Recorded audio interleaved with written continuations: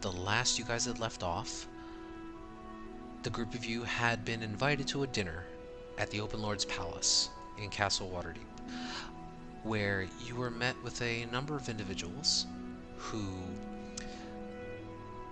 upon further understanding, seem to be part of the Council of Waterdeep and the goings on of the city and its day-to-day monotony of political structure.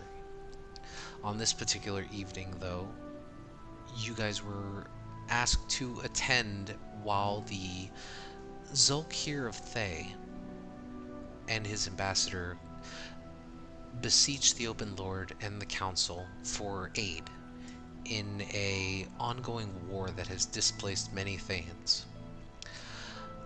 Good. What's up?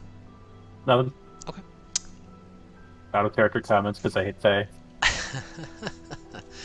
um, as time progressed throughout the evening's dinner, some tension grew, and you all had discovered that Garrett Gravas, the man in charge of Sidiru Enterprises, a well-known manufacturer of weapons and armor for the city guard and the outlining areas within the Sword Coast, has had a bit of a problem these past few months.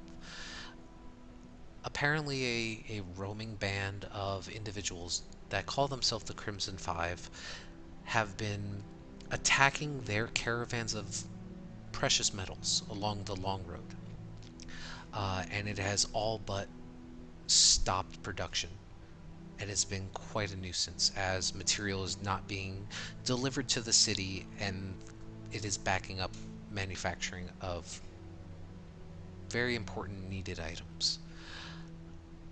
This put Sidiru Enterprises in a bit of a bind, as the Open Lord had looked to them to see if there was enough stores of materials and armor to aid they in their fight with Murghorn. More discussion was had, and the group was asked to investigate and possibly deter this rebel group of individuals who seem to be solely targeting only Sidiru Enterprises' caravan of equipment. Not having much leads to go on, you guys were given a general area along the Long Road where these attacks have been happening. Thankfully, no lives have been lost in the process as of yet, and you were told that within the next 6 or 7 days, the next shipment is expected to be arriving from Mirabar, a city of dwarves to the north. You all decided that it would be almost impossible to make it to the convoy in time to protect them, and had decided to travel to Mirabar yourselves to speak with the contractors and become escorts for the next shipment to come, in an attempt to overthrow these insurrectionists who are attacking these caravans. You went to bed that evening. Some interesting things had happened as Ellis had awoken late in the morning, or early in the very early hours of the morning, and just didn't seem to be himself. Uh, Thankfully, Eva and Talum were able to wake up as Ellis had marched down the stairs and proceeded to leave Trollskull Manor. They followed him all the way down to the dock wards, where, just out of sheer luck, prevented Ellis from possibly jumping into the ocean to speak with a dragon. With that, you guys kind of headed back to the evening, or back to the tavern for the evening to try to get another full night's sleep. And Talum, Eva, and Ellis, as you guys kind of enter back in to the tavern, you notice Tizio seems to be quietly sneaking his way upstairs.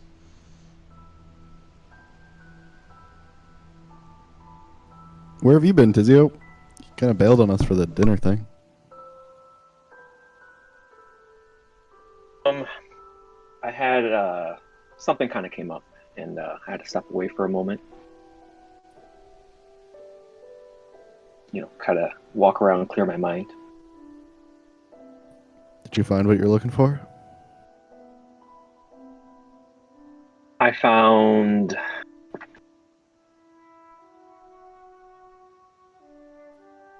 Yeah, it I found some stuff and was able to figure it out. I'm just gonna kind of like continue moving on while I'm saying this.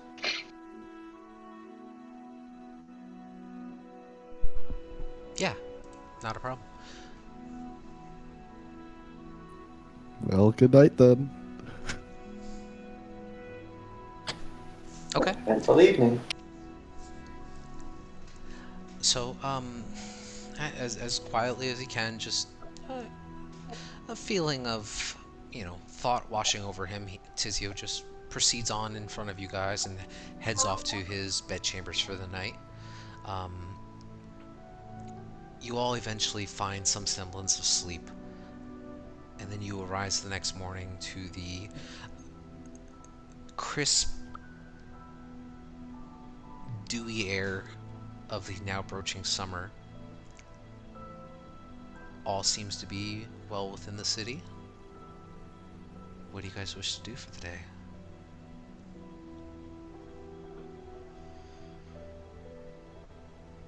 Do we set a specific time when we were leaving?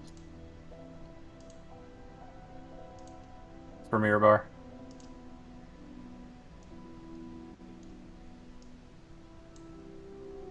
And really, how long it would take to get there?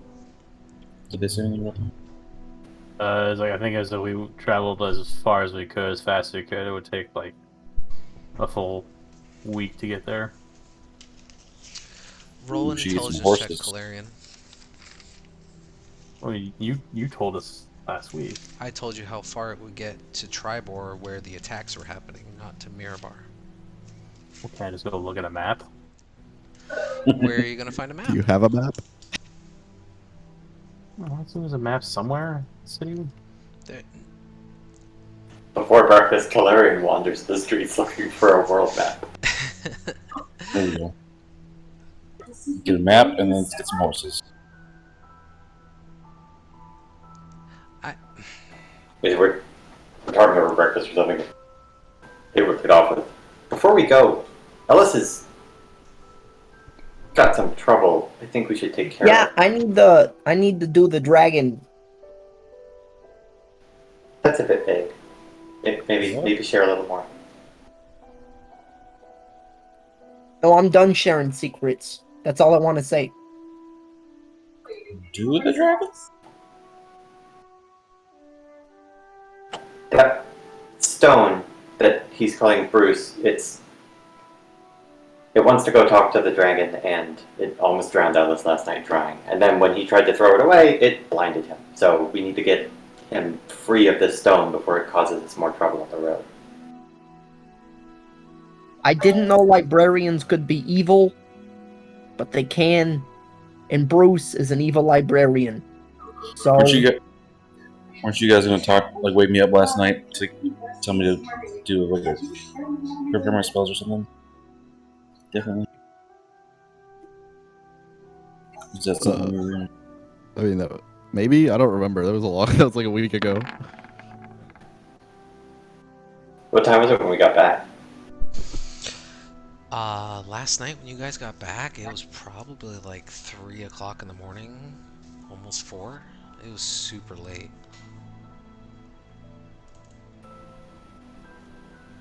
Yeah, my guess is we would have just gone to bed. I don't think we would have woken Perry up, knowing that we'd all be up again in a few hours, unless Alice did.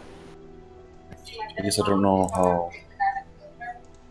Is there a time limit on preparing my spells? Does it have to happen in the morning?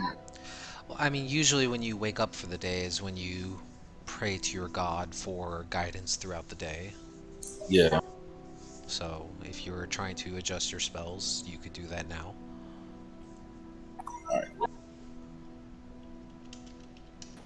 Yeah, if she knew how that's how he operated when he was praying every time, she would probably slip in when she heard him awake and say something so that he knew what was happening.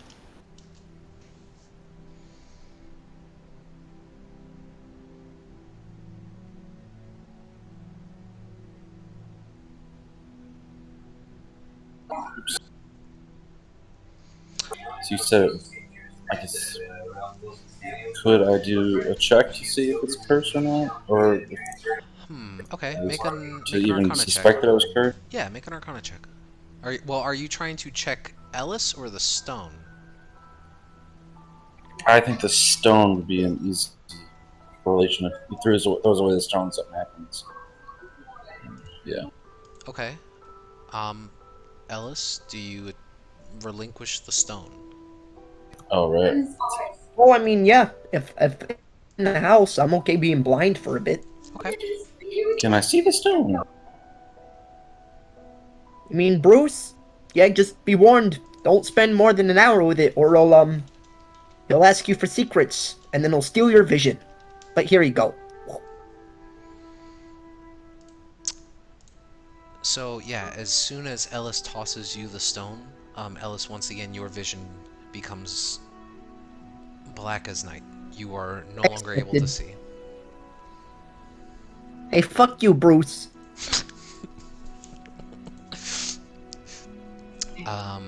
Okay, so go ahead and make an Arcana check.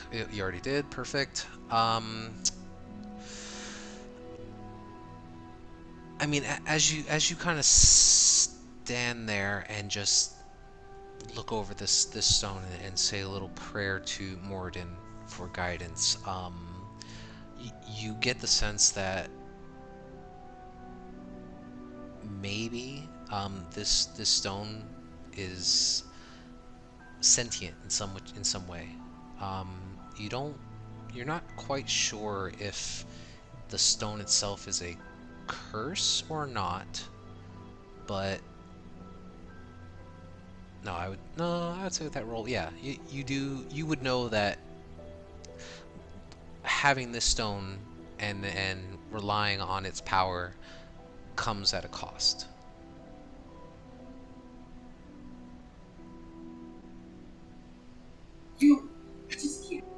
But you're not entirely sure, I'd say, if that cost would be considered, I guess, a curse. So it's a little iffy. You don't get a very positive feel of energy from this object. It doesn't feel malicious, but it's so hard to describe. Here, I'll easily describe it. I used it once and it's already being a dick. That's how to describe it. So you did use its power. I wonder. Well, yeah. Well, we used it once. I asked it about itself. That's the only time I used it. And then it told me about the dragon treasure and we got paid a fortune. That whole thing, that was the one time I used it.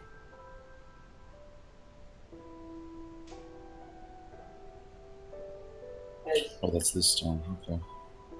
I mean, if he's blinded when you take it away from him, and you have some way to make it so it's no longer linked to him somehow, maybe it's worth a shot. Well, I feel like the best way to make me not linked to it is to link it to another person. And it wants to be linked to a dragon. So. Cast a spell. I don't know if it'll work though.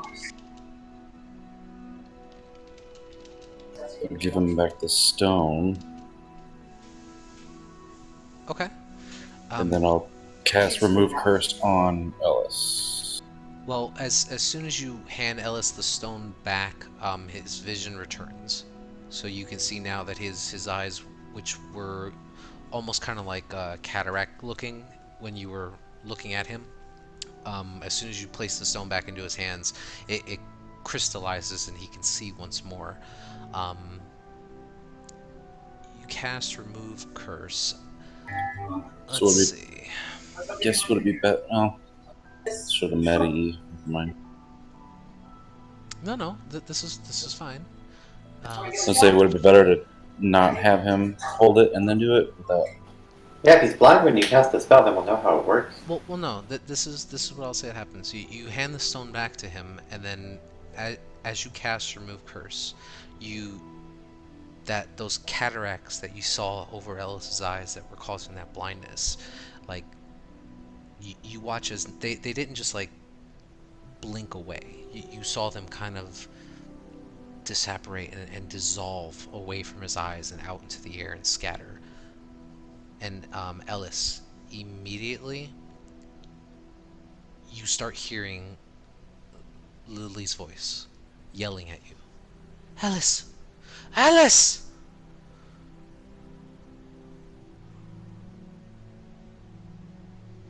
I think. Welcome back. Where were you? I've never left you, Ellis. You picked up something dark. Whatever it was, do not gain it again. It is blocked the connection between you and I. Well, apparently.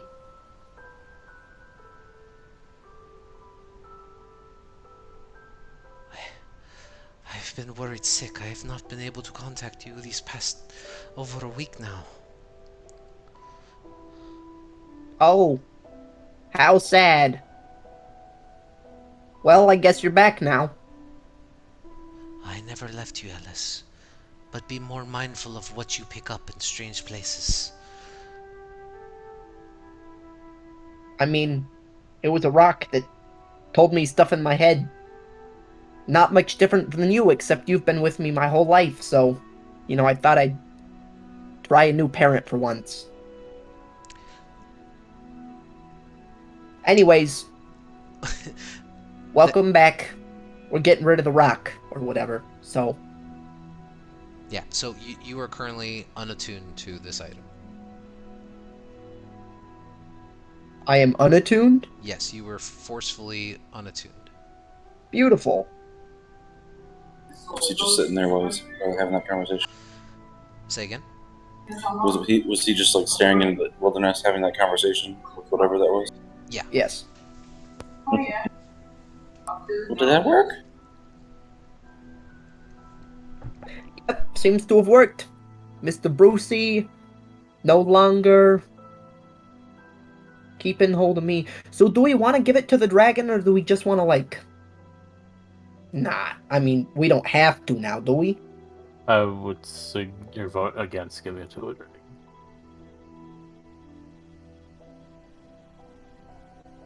So what, are we just gonna keep it? If anything, throw it in a bag of holding and throw it in the ocean. Put it in the vault Or that. when we have it. Unless we think we can safely destroy it. I mean, I'm not gonna, say this thing was super nice, but it is smart. So if, we ever really need it in the future, someone could... I'm pretty sure that's how it works. You tell it shit no one else knows. The more cool the information, the more information it's willing to give back. I think that's how it works, at least.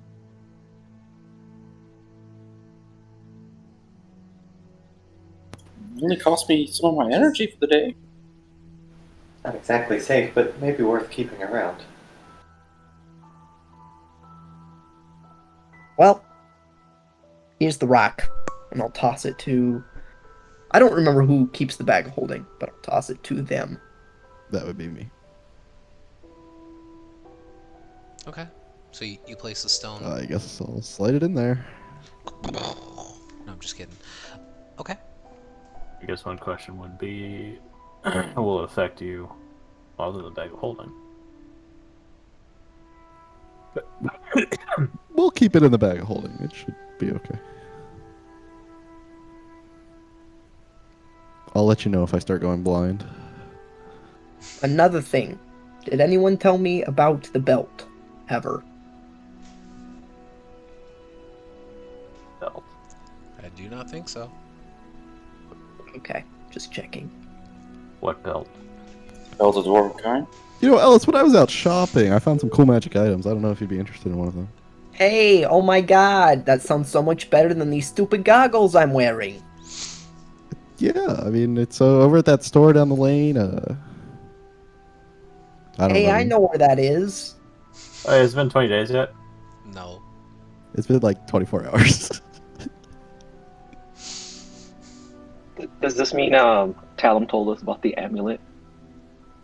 Hey, Tizio, I found some cool magic items. I mean, you kind of bailed on us, but I'll drop some cool information for you because This was you're during a the friend. downtime, right? Mm-hmm. Yeah. DM, I do want that belt. I would like to go find it and purchase it. Also, I don't think it was been 24 hours. Like, we had like a week from when we Oh, got yeah. paid until Yeah. Oh, that's what the you dinner. meant. Yeah. Okay. Yeah. Like Sorry. day 2 of your guys' downtime before the dinner, you guys went and did all this stuff, and then you guys went off to So- do other things. So some time has passed, but not 20 days. It's been like 8 days then. Maybe. You gather. Well, like, okay, so it was when we found out about the dinner?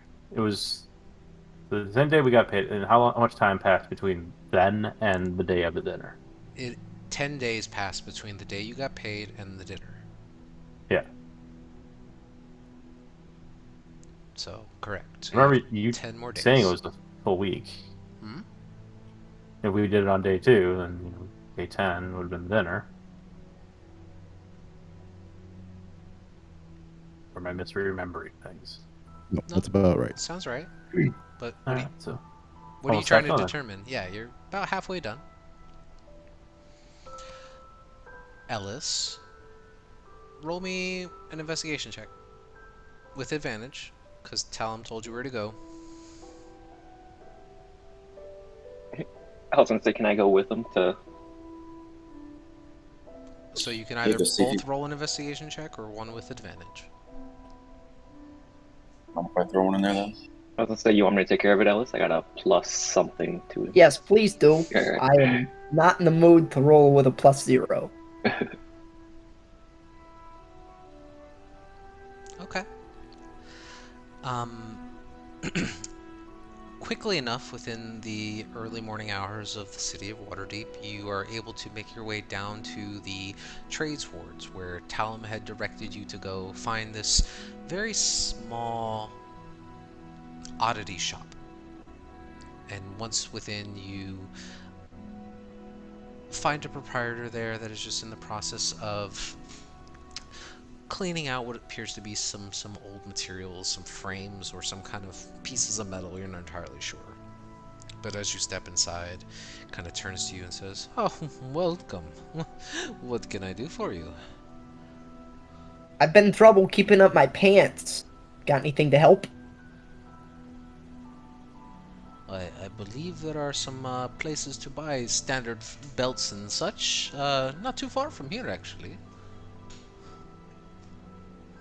Yes, but I'm coming to you. Right, but I do not deal in clothing.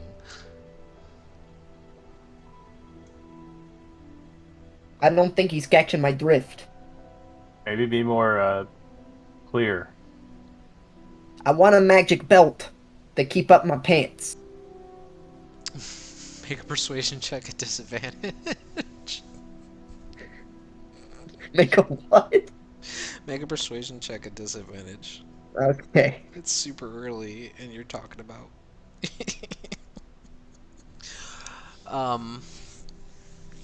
He kind of looks at you and he says, "Right, a magic belt to keep up your pants. Well, Okay, I wanted to do more than keep up my pants. It's just a figure of speech. of course. Well, I do have a belt here with a bit of magical properties. Maybe it would be of interest to you." And you watch as he heads over to a nearby shelf, and what he actually grabs is what appears to be this slender-looking, brownish gray-looking belt of kind. It's kind of coiled up in the moment, and he kind of holds it in his hands, and he says, "This is this can be twofold in purpose. It supports one's pants, which is what you seek, and it can also be a bit of a surprise if you want to give somebody a little scare." And you watch as he mutters a word, and he kind of tosses the belt, and it turns into this serpent-like creature that kind of starts slithering on the floor.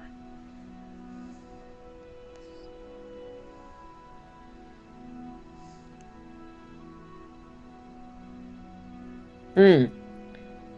I see what you're getting at, but like, does it hold up your pants? You watch as he goes to reach over and grab onto the now living snake, and he mutters another word, and the snake goes limp and turns back into a belt, and he says, "Yes, it can be used as a belt, no problem." And he starts to buckle it on around his waist.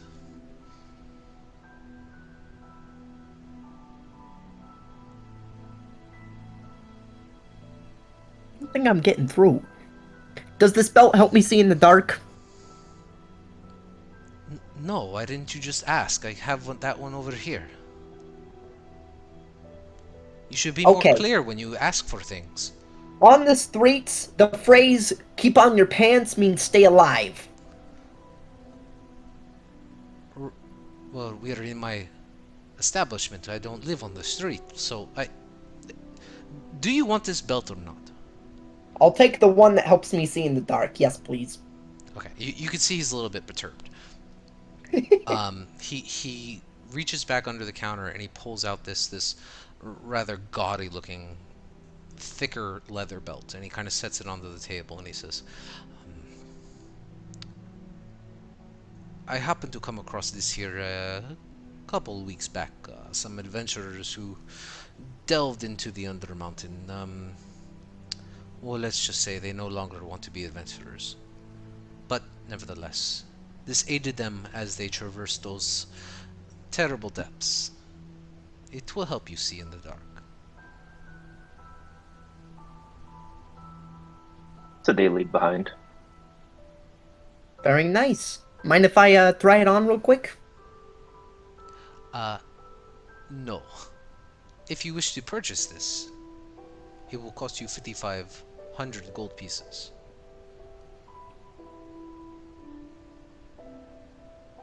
Okay. 5,500 gold pieces. Okay. You place 55 on the counter? Yeah, I'll put 550 platinum on the counter. Okay. Wow. Yeah, he's a little startled and taken back because he honestly didn't think you had the money. But he counts it out quickly, and he says, "Right. Well, what's your name again?" Ellis Maine. Ellis. Wonderful. Well, my name is Jasper. If you happen to need anything else, just come back here. Be more precise, and I will definitely try to help you. Sounds good. I'll try and keep on my pants so that I can come back here again. Right, you do that. And he hands you the belt of dwarven kind. Nice. Great. I have achieved what I was wanting. One way or another, yes. Is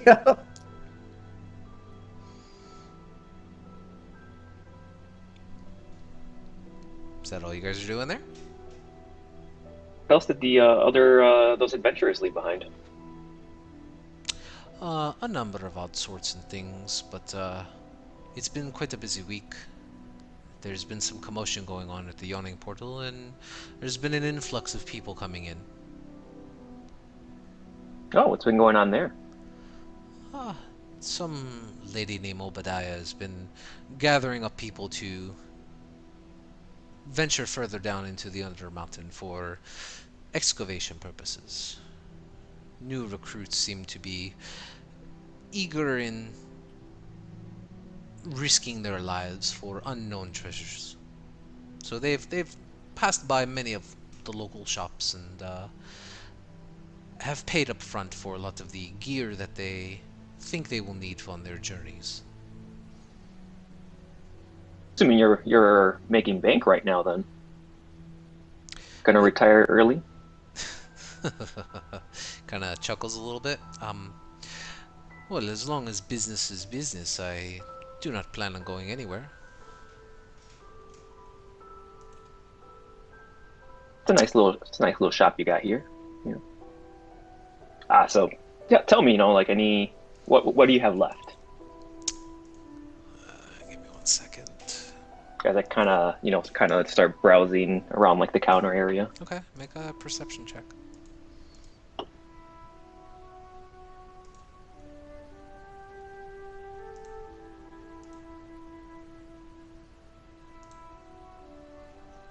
$20? Okay. Let's see y'all.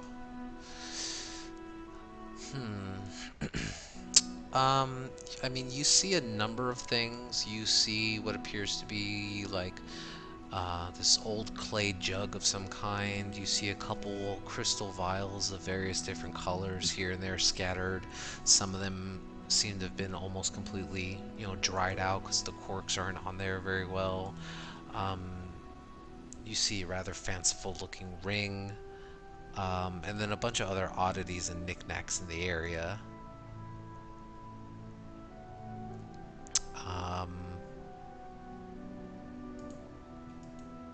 You watch as Jasper kind of walks over next to you and he says, well, this, and he kind of points at this this particular like clay looking jug, and it's got maybe 9 or 10 different looking like corks that are popping out of it in various different spaces, and he says, this quite a useful little tool if you ever find yourself in need of water or other types of liquids. You just envision what you wish and it will provide. And then he kind of, as you kind of wander around and look at the other stuff, you can see that there appears to be this this small ring, silver and make, just kind of sitting in a small ornate box. And Jasper reaches over and grabs it. And he says, this was a very good find. While wearing this ring, it enables a person to leap farther than they've ever needed to before. Quite handy for jumping across long distances. Ah, interesting. How much is it? Oh, for this small trinket here, let's see.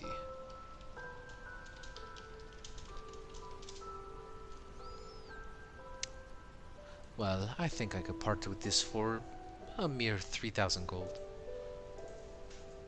3,000 gold. It is guaranteed to get you out of troubling situations, especially if you find yourself in front of a collapsing bridge. It's a very. It is a neat item, but it's kind of more very situational. Do you have anything that can, kind of boost you, a lot more often, or gives you that's not so situational, basically.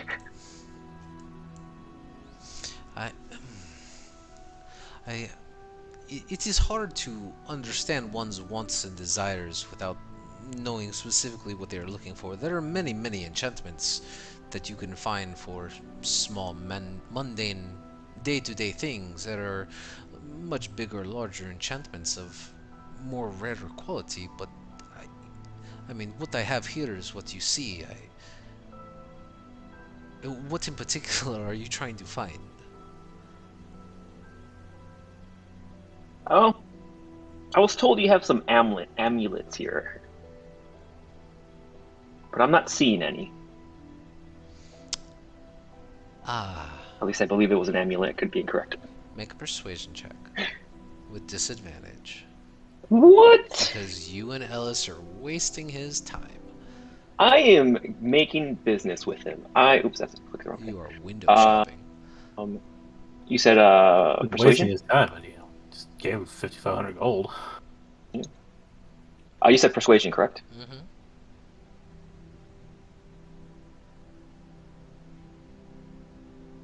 Yes, I said persuasion. Okay. Well, I take it that you and your friend there must be working together if you are of like-minded individuals when you are uncertain of what you are seeking.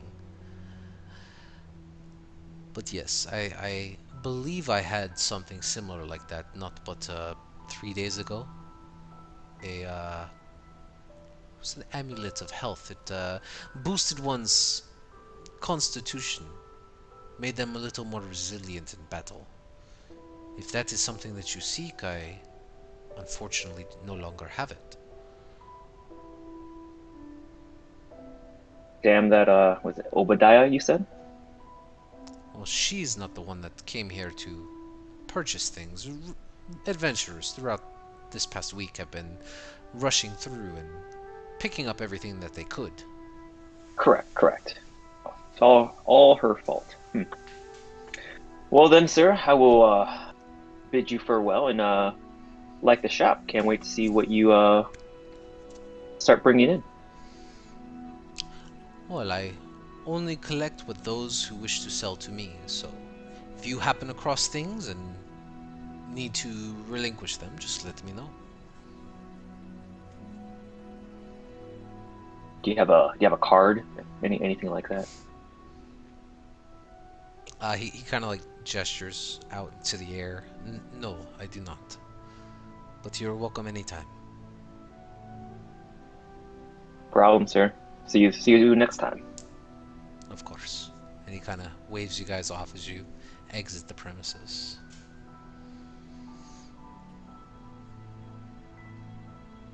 But easily enough to do, you guys are able to kind of wander your way back home.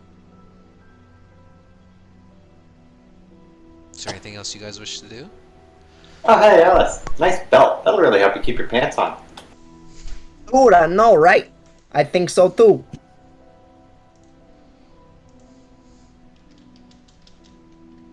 Should we grab some horses and get on the road then? Yeah. I want to pick up 5 basic healing potions. The ones that Farah had made? With the 50 gold ones. Hey, does anyone else need these ridiculous looking goggles?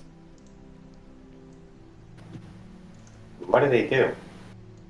Dark vision. Let me see in the dark. I can already see it. Dark. I have troubles with that, but I also can make light, so it's not a big deal. Well, what if we're trying to be stealthy? Stealthy with this lot? Yeah, you know what? My mistake. Maybe I'll just try and sell them down the road. Just stick them in the bag. They might come in handy. Sounds good. I mean, I bought them for like 1,500 gold, so they gotta be worth something on a retail. Anyways, alright, I'll toss you the goggles of night. Put it in the bag. Or use them, whichever. Nope, in the bag. Okay. I do as Ellis requests. Absolutely. Okay, so you guys kind of impatiently wait for Tizio and Ellis to get back, and then after having a brief conversation, you kind of head out into the city streets looking for a stable master to try to purchase some horses. Relatively easy to do. I mean, there are stable masters throughout the city, definitely in the field ward and down in the south ward, because those are the more prominent entrances and exits to the city. Somebody roll me an investigation check. Hold on. DM, real quick, I'm just gonna say this to the team. Hey guys. We've seen some of the guard like fly around. How much do you think it would cost to buy us a Griffin? Probably more than what we have. Yeah, I don't know if they just sell those. Alright, it was just an idea. Continue. I like the idea. It's a good idea. They I must have love one. it. I love it. You know, Ellis, we could just steal the Griffin. That's not a good idea. You literally just said we're awful at sneaking around. I've already gotten to jail, and then like in the top tier of people of government, if anything, we should just ask for one because we're doing important stuff, right? We could use our badge, which makes Yeah. us like a captain of the guard, to like request one, right? Ava will hold up the badge and peer at it Hey skeptically. man, my I new don't goal of think the they all year. get griffins. I've had a few goals of the year, and the first was to find something that talks to me in my head, and I found that. My next goal is to ride a griffin. So, you know, however soon we can achieve that goal, that's what I'm after. Hopefully it ends better than the first goal. I don't know if I ever get third level Or a spell. dragon, but I feel like a griffin would be easier. Ride my Griffin, I get third level spell. Wait, no, I'm not a paladin. Do you want to go see a man about a Griffin, Ellis? That's up to mean- you guys. Entertaining the idea, I don't think would be bad. Feel like if we had a griffin riding around with a bunch of horses, Wait, you want the horses? we'd too? look cool. We'd look professional, you know? Do any of you actually know how much a griffin costs? Because we did just get a whole lot of cash. I guess would a Griffin be that much faster than a horse? And fly, it would be a lot faster.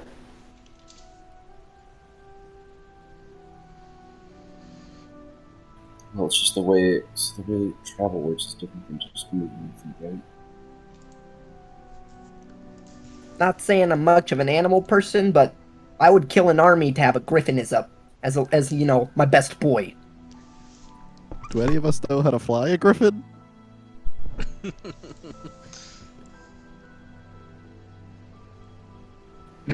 Griffin eggs are worth 3,500 GP apiece in the open market, while young are worth 7,000 GP each. This is going to be outside of our price range.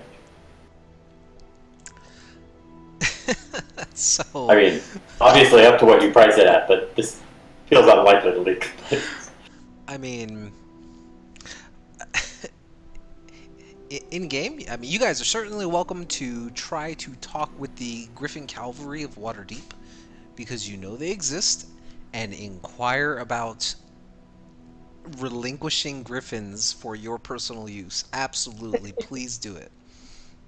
I'm Unless not we- going along with that. We You could guys have fun with that shit.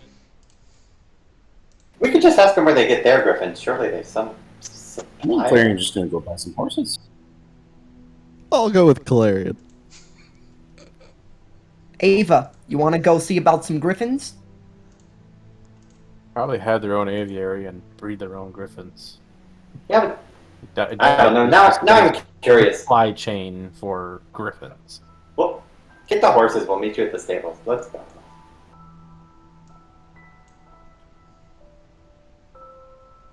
Okay, so who's going where? Yeah, I'll go with Ellis to see if we can talk to them about where griffins come from. Oh, okay, Harry, Clarion, and Talon are going to get horses, I think, for sure. okay. Tizio?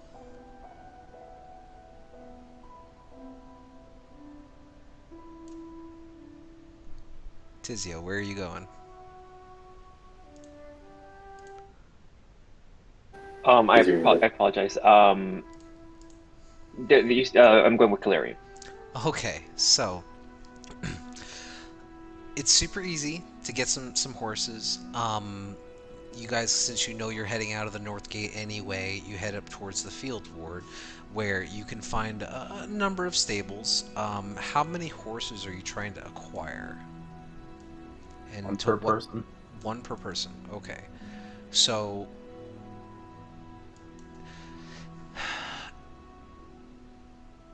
you would have to hit two stables. Are you trying to outright purchase them or rent them to return? the cost difference. I think it could be a good idea to have some horses. Stable. Having our own horse is probably not a bad idea because I imagine it's not the only time we're going to be leaving work. Maybe we just get a cart. Maybe it'd be a little easier to some horses in the cart. It could also help out if we have to carry anything, heavy. Yeah, exactly. Since we're going so far, anyways. Is it slower than just having? Well, yeah, it's going to be slower. A horse-drawn cart is about the same speed as your walking speed. Oh, is it really? Oh. Yeah. But the difference is that you can obviously carry a load.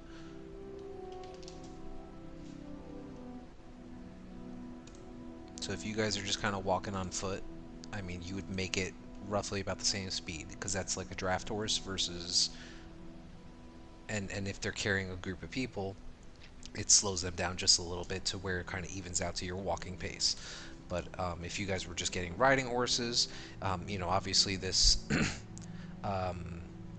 stable master would be able to tell you, the differences between, riding horses. You can push them pretty good, as long as you're, stopping for breaks, taking water, feeding them. It would be a little bit faster. If you're trying to like double up on horses, they're not going to be able to maintain the fastest pace that they want to maintain. It's totally up to you guys.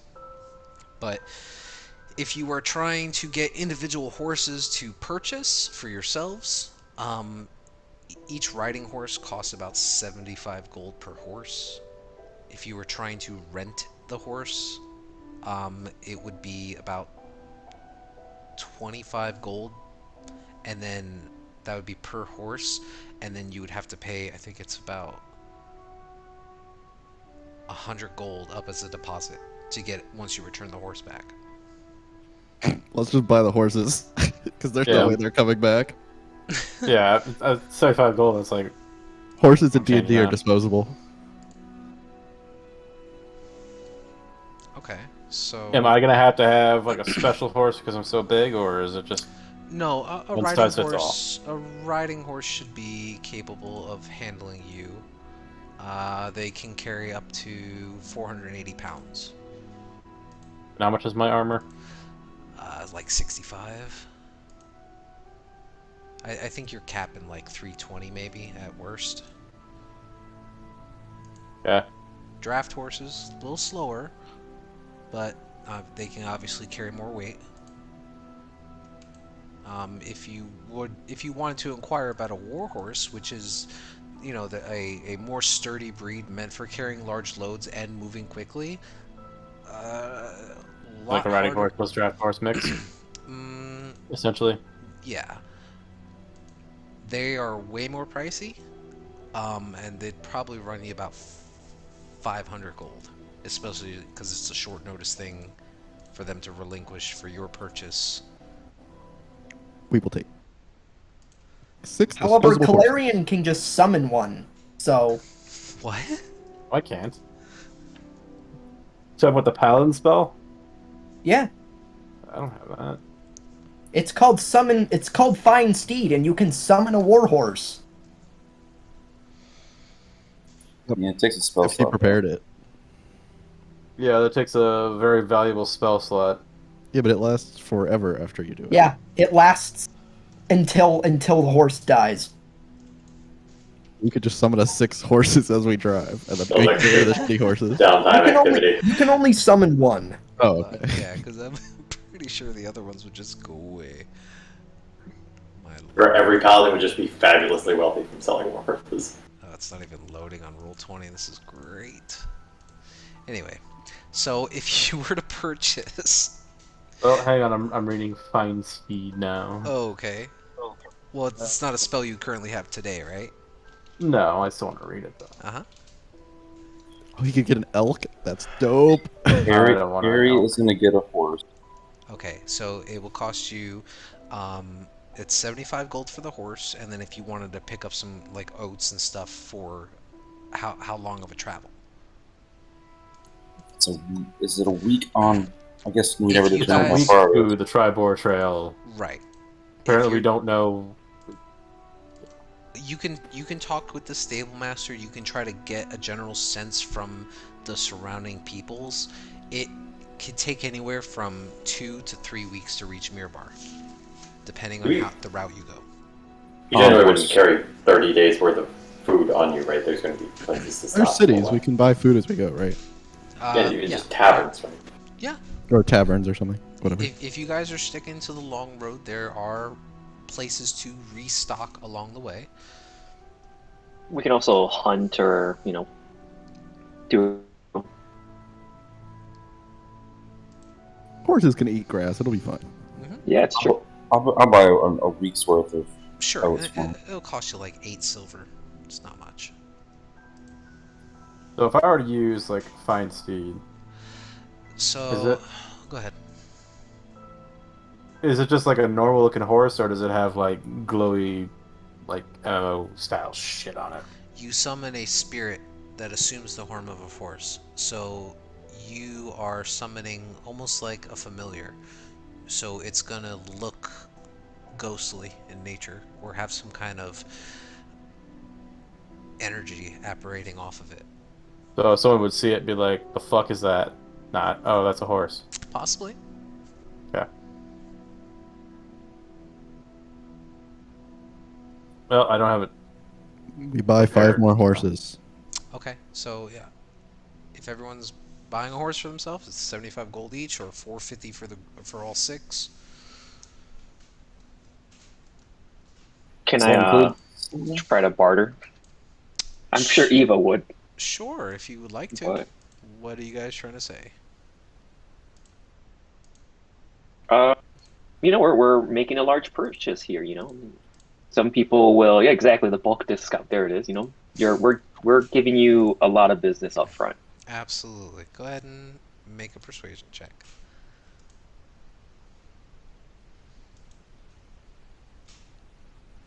I guess with Perry, is he buying a week's worth of Sorry, feed it would just be the for his 17. horse? I Or only like, bought it for my horse. okay. Yeah, so thankfully, because you guys are buying a large group of his remaining horses, and he actually ends up having to direct you over to another stable for like 2 extra horses, he's willing to generously slash the price a little bit. So he would probably charge you guys 390 for the The lot. stable master only has 4 horses. You just caught him on a day. You don't know where the rest of his horses are, or if they're in use doing other things. Calarian. That seems like a poor business. Wait, is model. 390 including Perry's horse? Yes. So 65 gold a person. Cool. Let's I was ride. like, how was boys. it more? Why did the music stop? Let's see what's going on.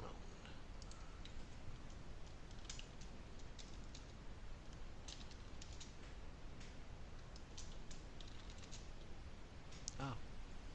Cool. So, what are you guys trying to do? You guys are in control of 6 horses now. You guys have, if you guys are trying to purchase feed, it's like 5 to 8 silver pieces for about a week's worth of feed. Mark off what you need. If you guys are trying to get any additional rations or anything, and the stable master helps by, showing you guys the basic ropes of how to mount it and how to strap up the harness and everything like that. If you guys have never done it before, The week is 10 days, right? yes.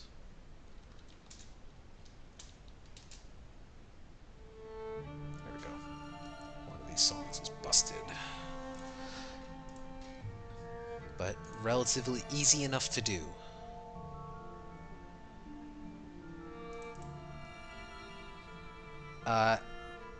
Eva and Ellis, where are you guys trying to go to talk about Griffins?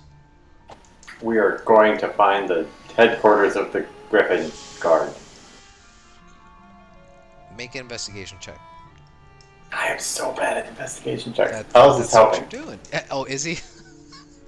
Well, I mean, he's with me. I assume he's looking around. Yeah, Hey, of course I I am. Okay. I mean, we'd be looking for probably the Stuff guard, like the the guard quarters sanction. So Okay.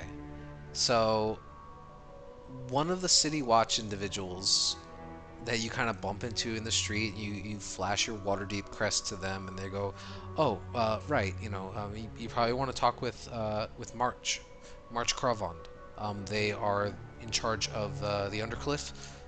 They are also responsible for the training and the maintaining of the Griffin Cavalry."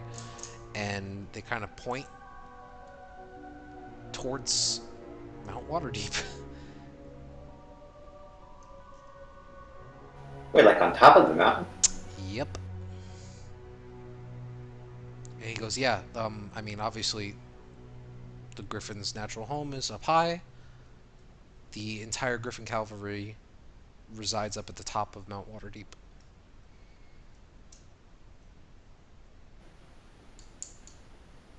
Well, is that for a hike? Wasn't it like a day journey the last time we did that?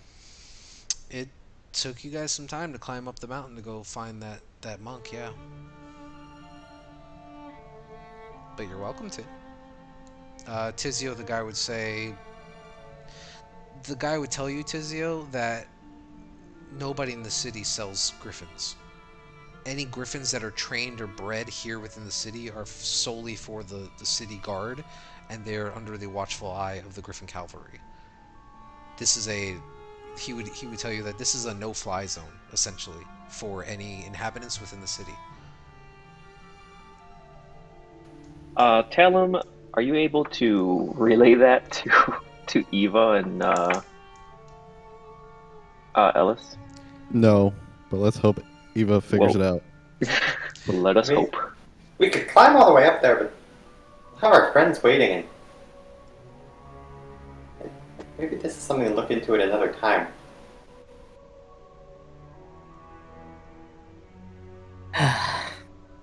Griffins. yeah, I feel like I'm on the brink of being able to climb really well, but I'm not quite there yet. So maybe I'll ride a dragon first. It's whatever. I mean, I could just fly up, and I'm sure one of them would come to get me, but I don't think that's the best way to introduce myself. Mark my words, Griffins. I will own you one day. Alright, I said my piece. Let's go get some horses. She'll turn to the guy who pointed up at the mountain, who has been watching this entire conversation because we did not step away, and say, Oh yeah. "Thanks anyway for your help," and then they'll leave. Right. Whatever you need, miss. And he just kind of goes back to patrolling with the group of guards that are with him in the city.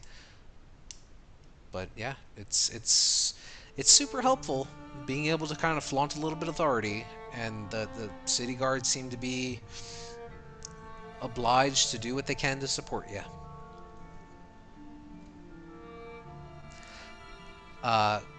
Within enough time, though, as now I'd probably say with all this running around, it's getting towards midday. You guys eventually are able to link up in the Fields Ward. Are you guys just trying to head straight out? I have a week's worth of food for me and the horse, so if we're ready to go, I'm good to go. Yeah, I assumed we set out with the intention to, like, we would have brought our stuff.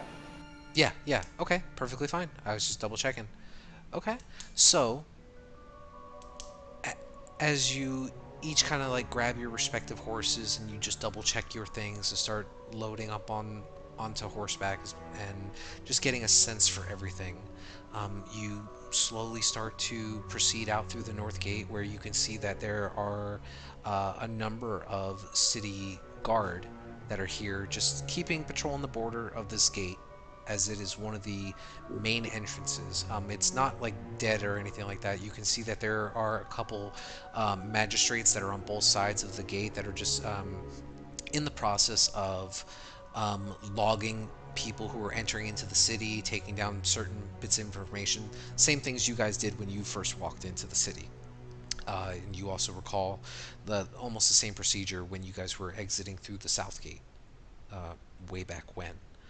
But nobody asks you where you guys are going or anything like that. They just kind of part wait the ways as you proceed out through the north gate, and that is where we will take a break as you begin to start this trek towards Mirabar, and we'll see where we go from there. Cool. Cool. This is exciting. We are leaving the sandbox, boys. I know. I'm a big boy now. Right? Training wheels are off. All right. So we will be back in a few minutes, and oh, there's plenty of stuff to fireball. So here's the thing, right? There is no like world map to look at, you know? I mean, there are libraries that have like rough drawn sketches of like the Sword Coast. I was gonna ask, like, can we get like a map before we leave, just so that way we kind of know where we're at and stuff like that? You, I would say, could get a map that would encompass from Baldur's Gate to Neverwinter. There, and then maybe just to the eastern side, if you guys can see this map, maybe out to about here. So Yeah, that's no problem. yeah. Yeah. So that would be about the best map that you'd be able to find, as that's pretty much a generic kind of map. Run you about 10 gold pieces for it. 10 gold pieces. It is That's a expensive. it is a well-detailed map, and it outlines rivers, major roadways, and descriptors of the various towns along the routes you're going to travel. Hey man, respect your cartographers. Yeah, It is so slightly meta. Does anyone have cartographer proficiency or an interest in gaining it? Within the group. I do not have it. Nope. I was thinking about that as a potential downtime activity. My other group has someone who does math. It's super useful. Yeah, that is awesome. Yeah, just keeping track of stuff as you go. It's super good. But I would say with that, you guys would definitely know it would take you.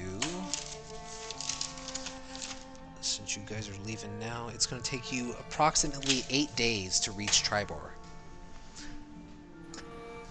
But Before we leave town. yeah. Actually, I can do this after the break. It's no problem. Oh, okay.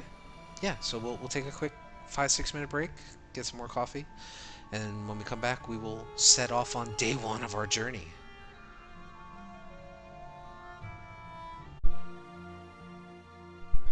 As we're heading out, I'm gonna grab like I guess yeah, before we left, kind of grab like pamphlet off the floor, newspaper or whatever it is, and I'm just gonna take a moment to kind of start cutting it, kind of like oh my gosh, what are they called, the snowflakes, how people cut them, kind of like that, and I'm gonna write up to Ellis and, hey there, big guy.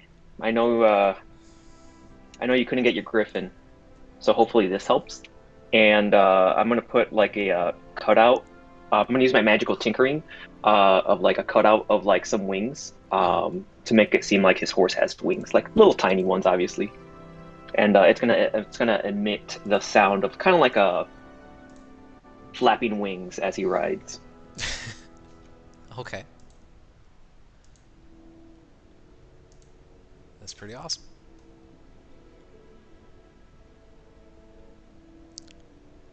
So let's see here. Okay. So you guys set out and you start making your way along the well traversed road here in the northern entrance of Waterdeep. You can see the lush open fields stretching as far as the eye can see in front of you. The salty breeze of the coastline on the west just kind of hits you guys as the warm scent of salted air just kind of wafts over and across. The journey itself is relatively peaceful. You do happen to see a couple passerby, small families, or merchants that are also traveling along this road heading south towards Waterdeep themselves, and you guys kind of steer your group around them as best you can. Because you guys started the day a little bit later than you'd like.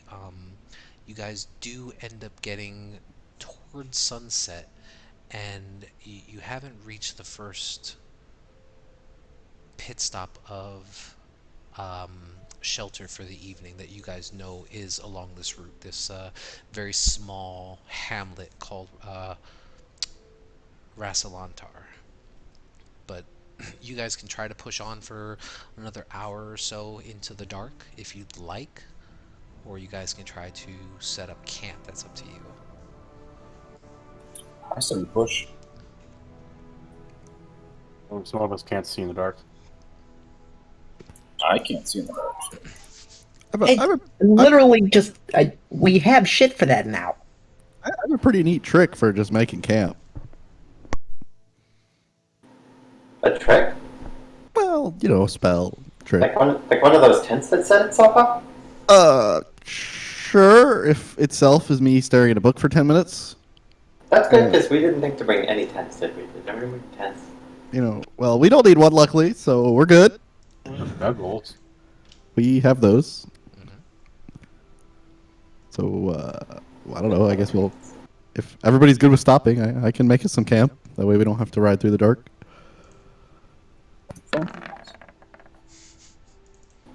Yeah, I found a stop. Adult camp.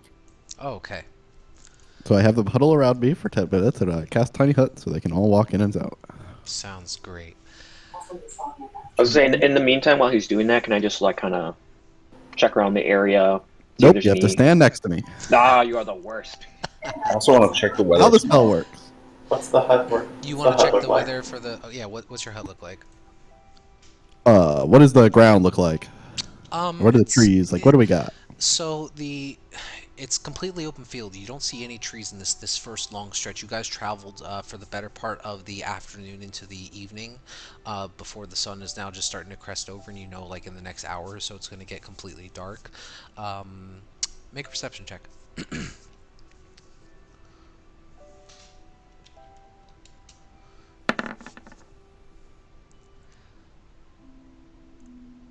Yeah, I got you, Perry. I'll tell you that in a second.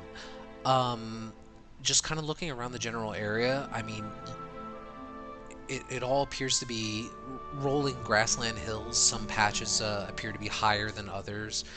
You don't see any trees or anything in the nearby area. Maybe like a faint green coloration.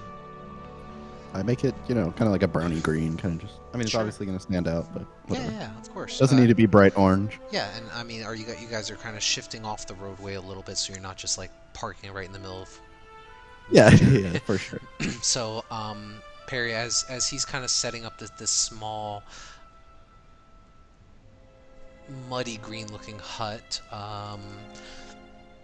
you kind of look out into the sky, and the weather looks fairly clear. You don't see any kind of like clouds or anything on the horizon. Everything indicates it'd be a fairly warm day tomorrow. So, Dom, did you do anything? Walk about 15 feet that way and then turn around. Abel walks about 15 feet that way and turns around. It's a big dome. Yeah, you see this muddy brown looking dome that just kind of where grass used to be, you now see this single colored muddy looking dome like shape that just kind of extends out about maybe 10 feet in a circle. It's not as attractive as a tent. Next time it can be whatever color you want, Ava. You walk past her. You get here, she's 15 feet away.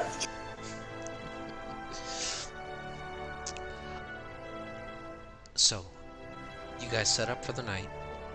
A little cramped, as there's only about a 10-foot radius around you guys, but you managed to find some semblance of security within the dome.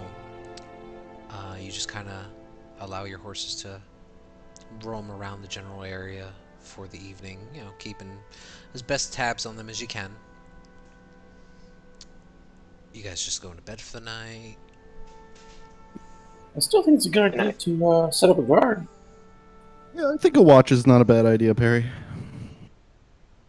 I wanted to take a look around to see for food and stuff like that to save on rations. You know, apples, pears, a rabbit. Okay. So, I mean, as part of the general traversing throughout the day, part of those iterations are hunting, gathering, and the traveling all together. At least as far as the, you know, player's handbook describes it. So, you guys shouldn't have to really focus on rations or anything like that during travel, unless you guys are completely out in like barren wastelands and stuff like that. So, food can be scavenged. It's not too Gotcha. difficult. Um.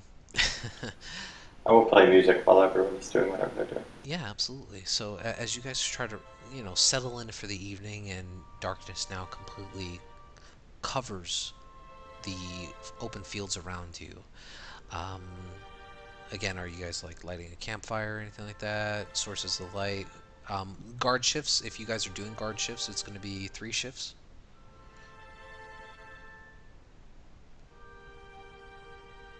So if you are if you are setting that up, just kind of let me know who's going to be doing watch. Yeah, I can Like the take first watch. watch or second.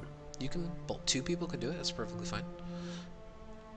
Well, if you need 3 people, then if 2 people do the same shift, won't you need a 4th then?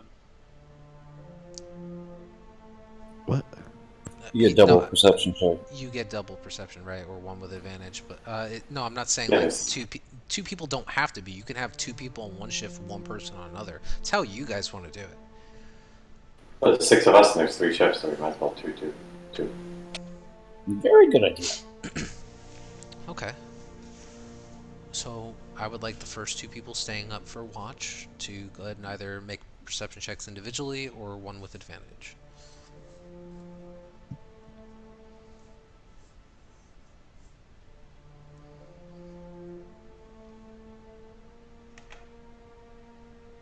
Are you staying up by yourself, Tom, or I thought Calarian was doing it with you? Or did you change your mind, Calarian? Sounds I like said I'm I'd alone. take first shift, and then he said he'd do it at the same time, so then I offered to do second. Okay. We're doing 2 people, so I mean, I'll do first watch. Sure, go ahead and roll a perception. Roll that. Okay. First watch, thankfully, goes without issue as you guys kind of try to. The rest of your group tries to lumber and lull themselves to sleep. Eva eventually puts away her viol and passes out. The night is quiet. The night is warm. Thankfully, with inside this dome here, you guys feel quite comfortable as it is climate controlled. But nothing catches your attention.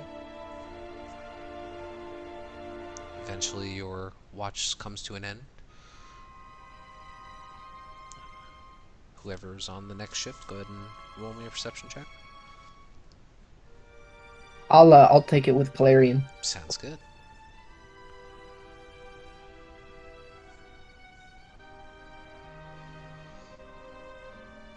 My character sheet would load while it's going on.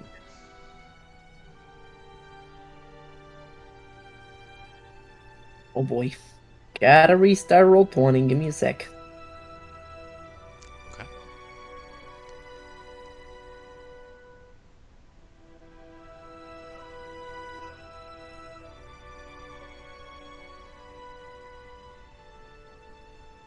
Do you know your perception model? So I can roll you a d20. Oh, yeah, I mean, I guess I can just click it for you. I'll do it. Oi, That's I fine. got it. Oh, okay.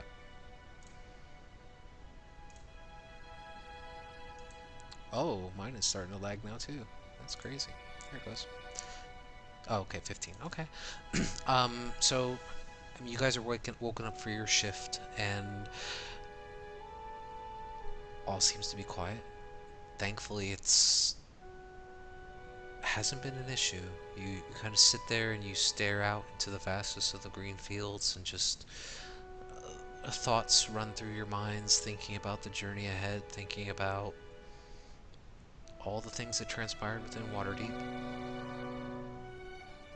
But your watch concludes without issue. Clarion, Huh?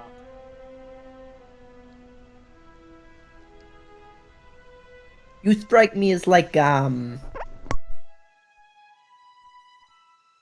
holy man, right? Yeah. feel like I've asked this before, but to be honest, I don't know if I was listening the first time. Who exactly are you? You know, who do you serve? Bahamut. The dragon boy, right? Yes, the Platinum Dragon. And what does this platinum dragon want you to do with your life? Live justly, help others, and fight the spawn of Tiamat. So Dramatic dragons. it's a worldly being that wants you to fight evil stuff, Essentially, just yes. just to fight evil stuff. Do you ever find like, have you ever not wanted to fight evil stuff?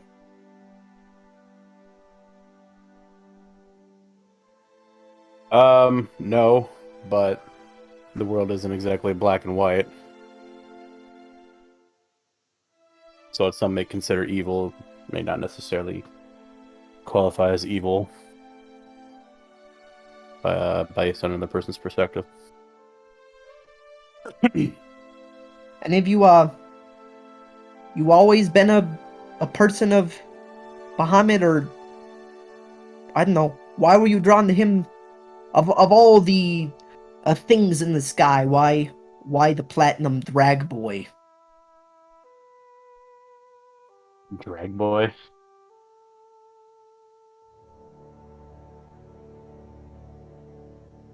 Because he basically gave me purpose. I was not always this. I was originally born human. You were born a human? Yes. Oh. Hey, me too. I was also born a human.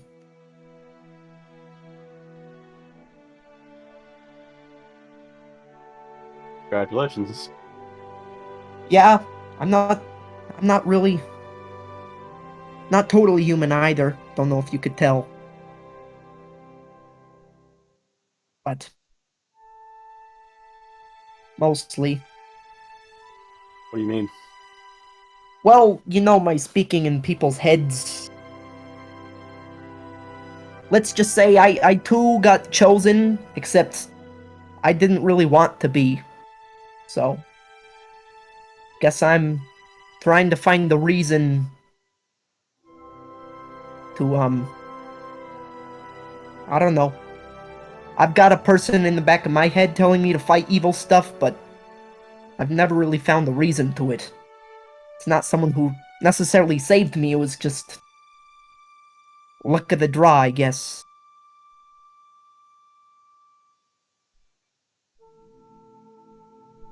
Oh, it's all about your own motivation. They want you for a specific reason to fight evil, or you know anything about this voice? Well, I grew up with the voice. You could say I've had it since the beginning, and it's lit. Yep, I have. It's, I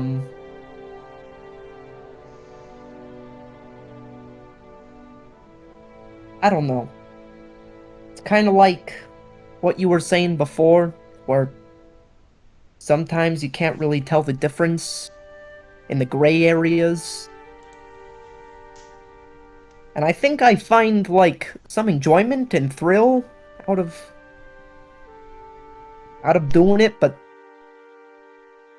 I think it's all like in, I know on the streets they said it was big dick energy. That's what I feel like I get when I'm fighting stuff, but not like, when you're fighting it looks like you have big heart energy, and I guess I'm looking for that. Anyways, just thought I'd ask. I see it as every evil being or creature I remove saves somebody, or saves countless down the road. Do you think that all those people you saved down the road are worth saving? Until proven otherwise. You're an optimist. Those are rare on the streets. Well, if I could change, why not someone else?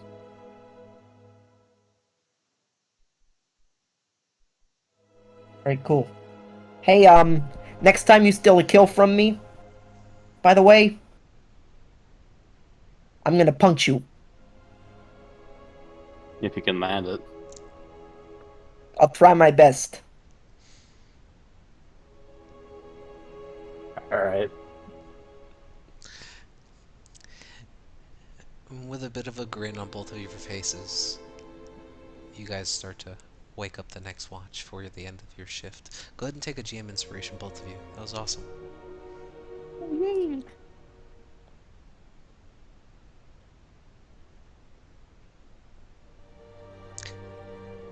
So, if I can have Tizio and Eva, as you guys are kind of stirred from your sleep, go ahead and roll me perception checks.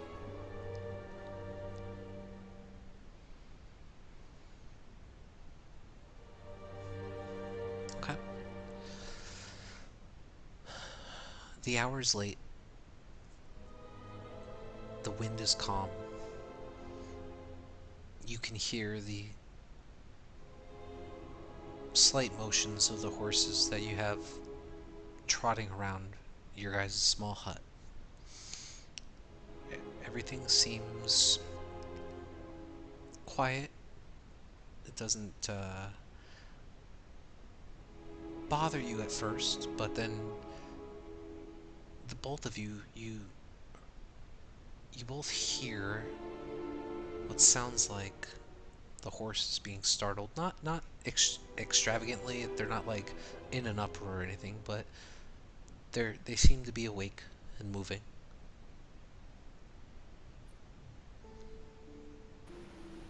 Should look into that.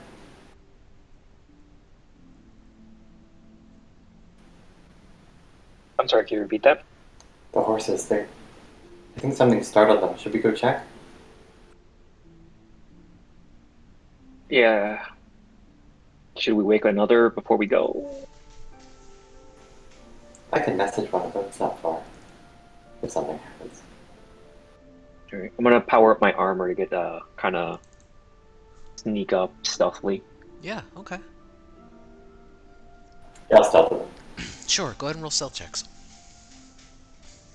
She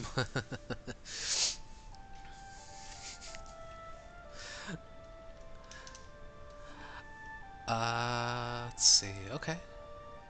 Yeah, so you guys kind of duck out of the dome and you try to stay low as best you can with the grasslands that are just surrounding you.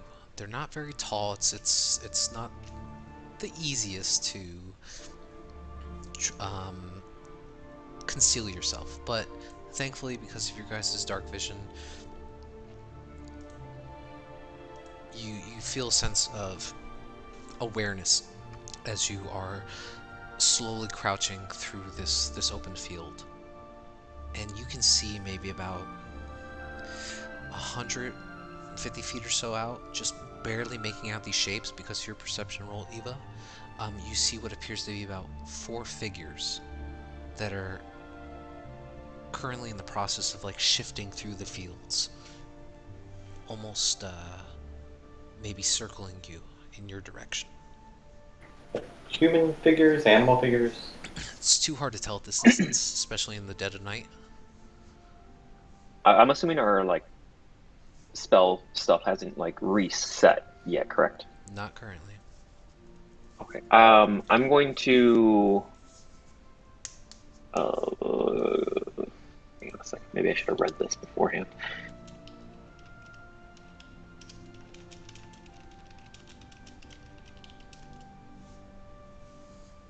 Never mind. It's not the spell I thought it was. Never mind.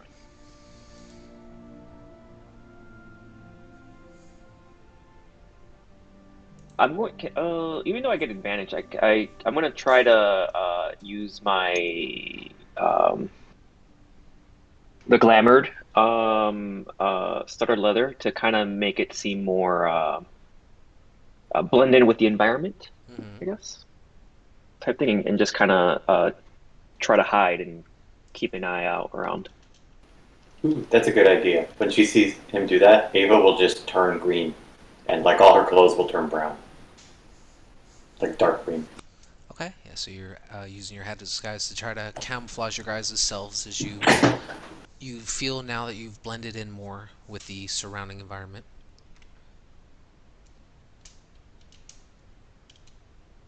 Are they getting closer or anything?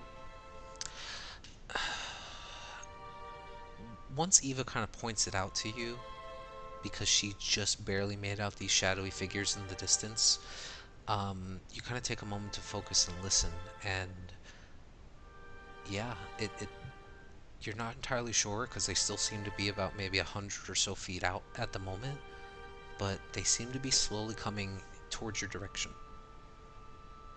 They don't necessarily see you two, but they definitely, or whoever is there, definitely knows that at least your horses are there. Are they on the road or are they off the road?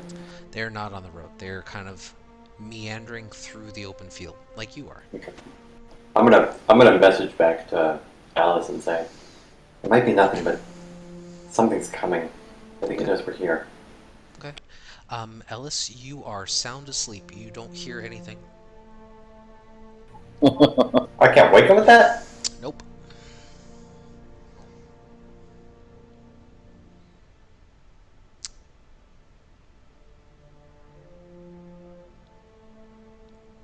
Spells can't be cast through the dome.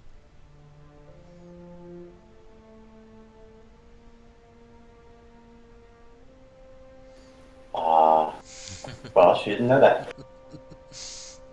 So you pull the wire out and you whisper it into your ear and point it towards the dome, expecting to hear a response, but you don't get one.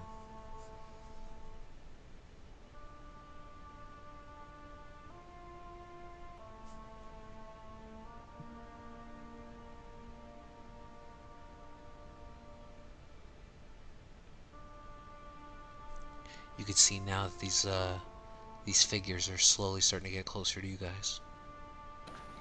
Um, I need to go wake up the others. She's just gonna go back and try and wake them up. Okay. Yeah, can I try to I'm hoping there's a nearby tree. I want to climb it, get a bit of height advantage here. There are no trees. You are in an open field. Oof, okay. It is literally maybe in some spots waist-high grass, but the rest of it is kind of like nothing. Yeah, there's nothing attacking or anything like that yet. So I'm just gonna, ready, an attack if something attacks us slash and including the horses. But I'm gonna just kind of stand guard for the moment. Hiding. Okay. Eva, you kind of rush inside and start to gently wake up Ellis. Yeah, we'll start. Okay. Um, I would say just barely Tizio. Let me check your. I think it's 12 passive. Yeah, no, you don't hear anything. You can see them because you've just been keeping your eyes trained on them, and thankfully your dark vision is just barely helping with this. Um, but you watch as these four objects, figures, they slowly start to kind of fan out in a wide arc. They're maybe about 50 feet from you guys.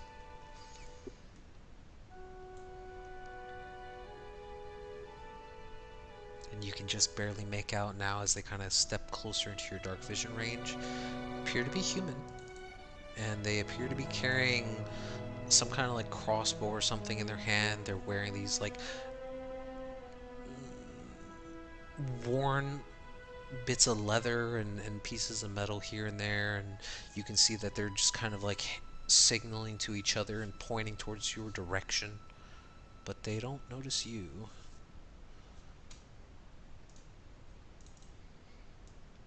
But Ellis, you kind of get stirred awake.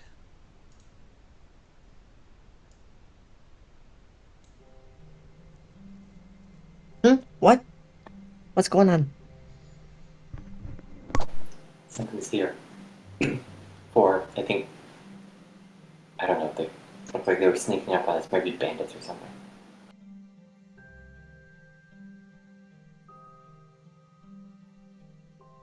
Someone's here? So, are we gonna say hi? Yeah, I think we should say hi before they do. Oh. Well, do you want me to introduce ourselves?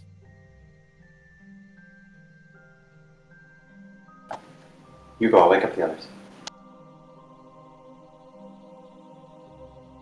I mean, you're a much better talker than I am. Why don't you just like say, "Hey, what's up? We're over here."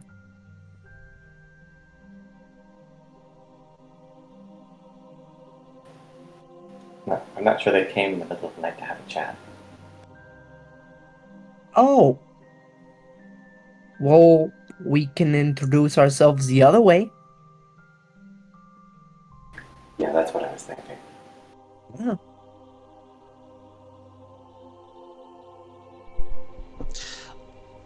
So Tizio, are you kind of just like staying low in the grass near the horses, or are you trying to like, where are you at?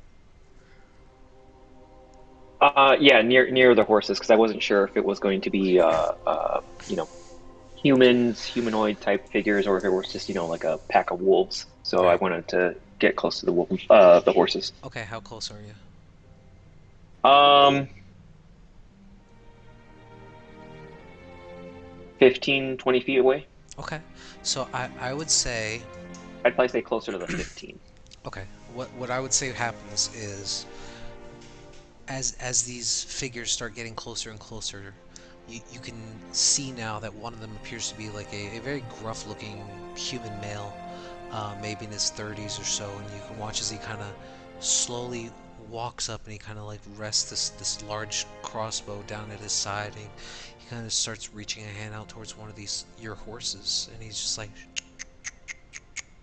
"It's all right there, lad.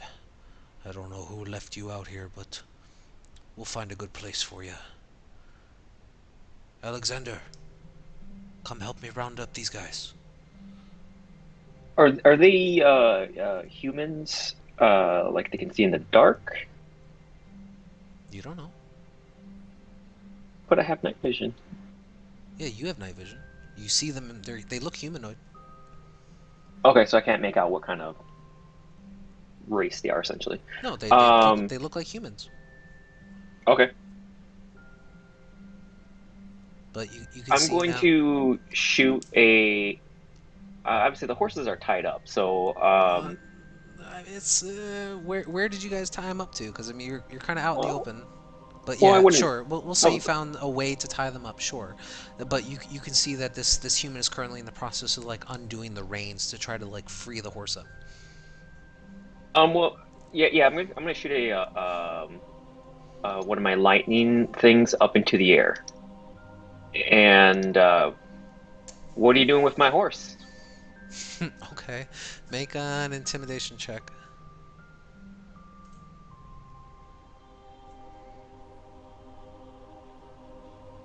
I'd say with Click. advantage because he was surprised.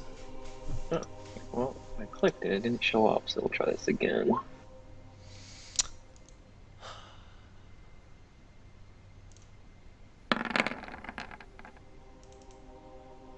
What is your AC now? Is it 19?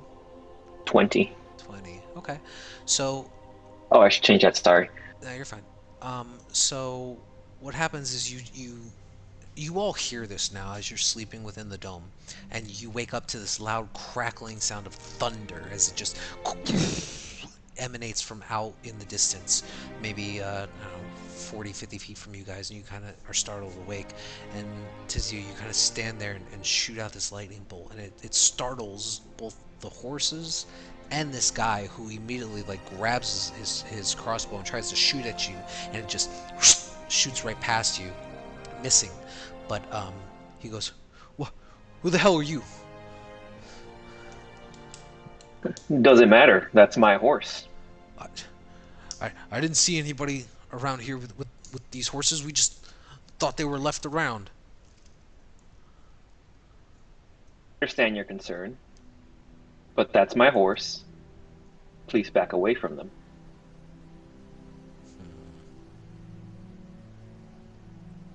You watch as you can see now that what there was two individuals that were talking to each other as one was starting to get closer to try to help with these horses.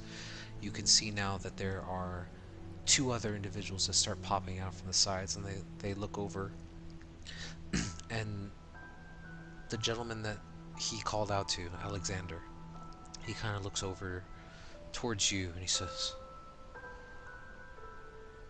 well, that's a lot of horses there for just one little man.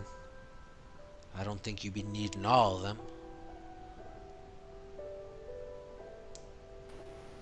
Where are we? You guys are in the hut, as far as I know. Yeah, we're waking him up and Yeah, you and then guys leaving are the hut. you guys are like awake. You heard the lightning bolt go off. You know something's going on. Yeah, we walked out then. Yeah, I'll walk out of the tent and it will fade. Very low. Okay, so dome drops and you all are just now there out in the open. You can see now that there are what appear to be 4 individuals, all armed with these like heavy crossbows. And Have now we heard any of the conversation at all? you heard the last little bit about saying these look like a lot of horses for just one guy, and then as the dome kind of drops, he kind of like takes a step back and looks at the group of you, and he goes, It's like more than one guy. yeah, there's about 4 in total, and you see as he kind of looks at the group of you, and he goes, you sneaky little bastards. Alright, fine. I don't want no trouble. I just thought Who are it was you? a lot for... Jeff. And why are you sneaking around with a group of you armed to the teeth in the middle of the night upon some hobbled horses? Thinking you can just take them. Well, it's the morning for us. We're out here scavenging for our village. We happened to come across these horses. Didn't see nobody. Thought they were abandoned is all. And then you threatened our friend. He threatened me first by shooting that crazy shit out of his chest. And tell me, which way did it go? Did it go towards you? Yeah, it almost hit me. Scared me out of my mind. I'm gonna look at him and be like, who shot it again? I can't remember. Tizio did. I shot it Tizio, into the so- air. Yeah. Yeah, it's like, Tizio, did you shoot that at him? Or in the air as is your custom? In the air. As you can see, he's still alive. Huh. I also don't see any scorch marks. So it sounds like you're lying to me.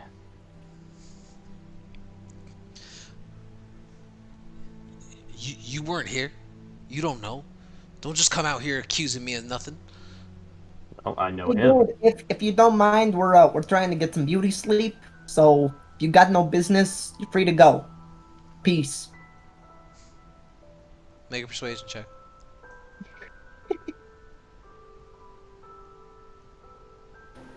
See, persuading Kalari.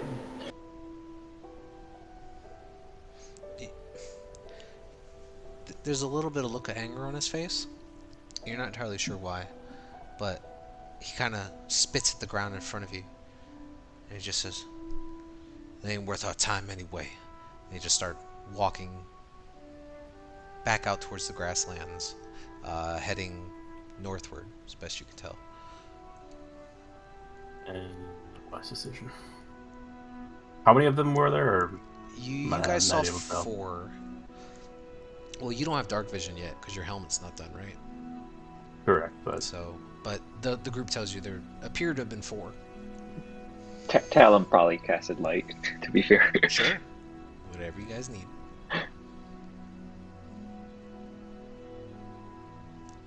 But nevertheless, I mean, they kind of grumble, but they start walking away. You guys are just kind of left standing there like, well, what the fuck was that about? I'm gonna calm down the horses if they're being spooked or anything like that from the They lightning. certainly are.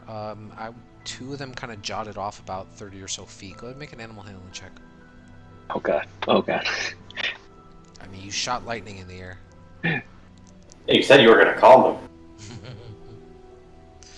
12. I hope he doesn't beat my 20 AC with that kick. He's not gonna kick you. I know. It is. I mean, within enough time, a few minutes or so, you know, it takes you a minute to kind of like track him down. But eventually he kind of comes to a trot. You kind of walk back up to him and just soothe the horse as best you can, and you're able to grab its reins and bring it back with the rest. It's not a problem.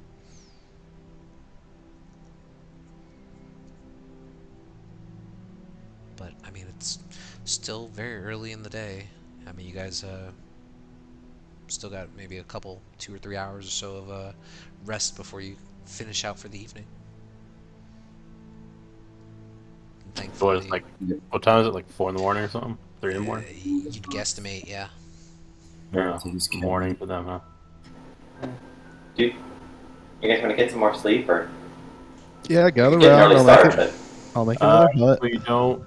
Well, it's probably still dark as hell. Yeah.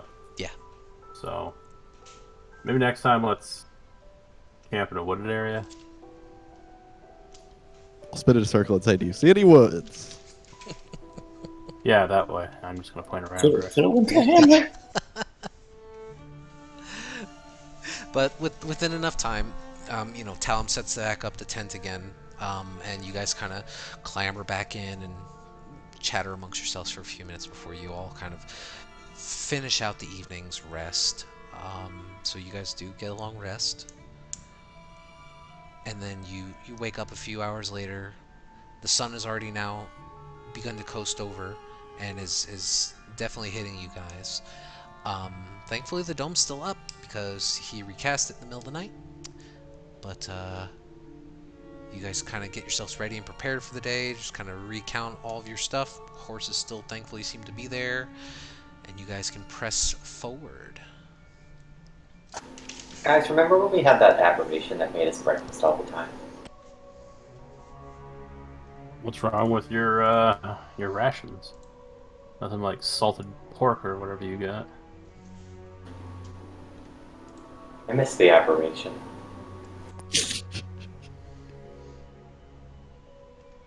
He made some dope pancakes.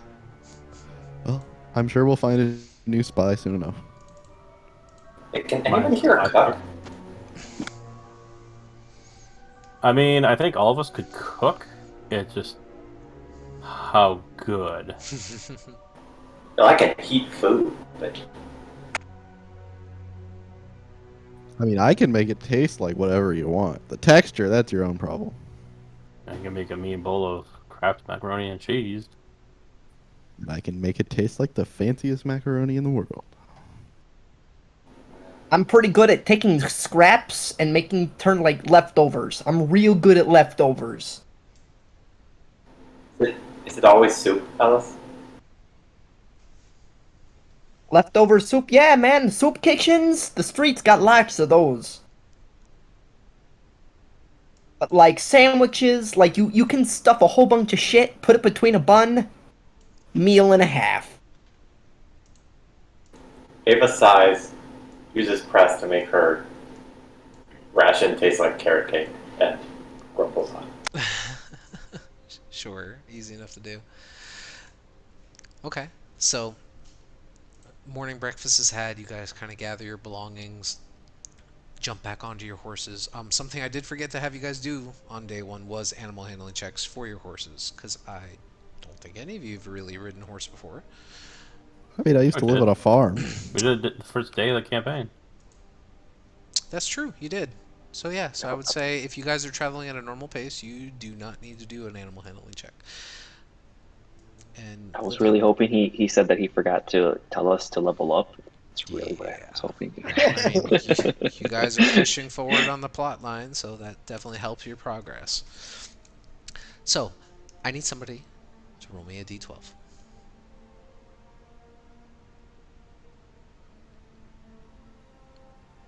Talented or Okay. I like that one. Ah, this is great. Something to fireball. Yeah. for sure. Okay, so you press on along the long road, and you can see now as the road begins to split.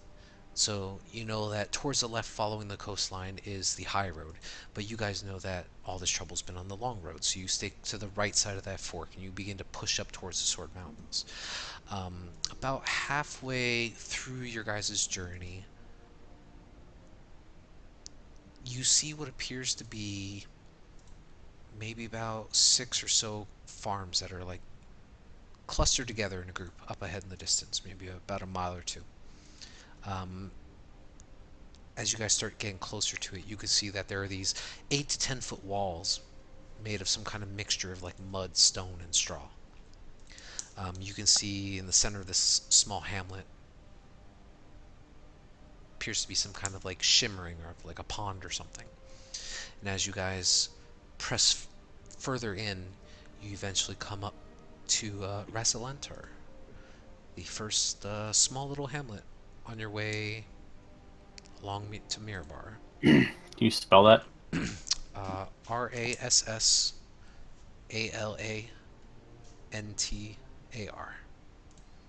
Rasalantar. All right. But, I mean, there is what appears to be one two-story thatched roof building with some chimneys on it. There appear to be a small handful of farms here, and you can see that there's a good handful of people that are just going about their day. Um, you see a lot of people are walking into what appears to be like this two-story building with like looks like some kind of tavern or something, and you can see that there's a wooden sign on it that has like the picture of a dragon or something. It just seems to be sleeping. But do you guys want to stop or keep pushing on? What time is it? By the time you guys get to here, it's probably about midday or so.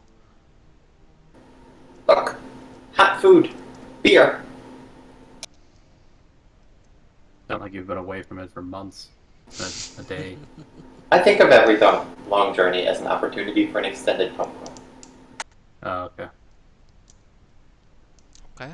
So, I mean, you guys can, if you want, stop in and grab a quick lunch break.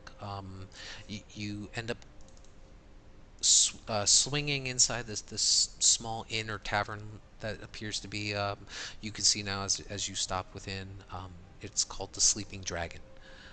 The main door is on the like southeast corner of the building, and as you kind of open up the door, you can hear laughter and conversation of a few individuals inside. There's a bar with these high stools that run halfway along the northern wall, and then there's this like large mirror that rests behind it. There's crates and barrels that seem to be stacked on another portion of the area that leads to like a staircase that goes up above.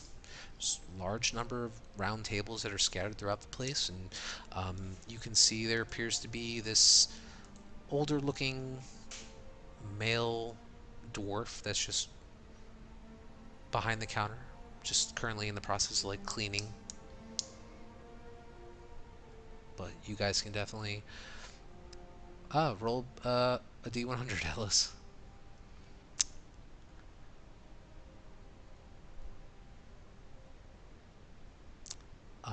You wake up this morning and you have the faintest like protrusions of some kind of like something that your face feels rough. It's weird. It's bumpy. But I mean, you guys can definitely manage to grab a bite to eat. It's not a difficult thing to do. If you guys are just sitting down for a meal, take a break. Probably cost you like 2 silver each. I don't need. Sure.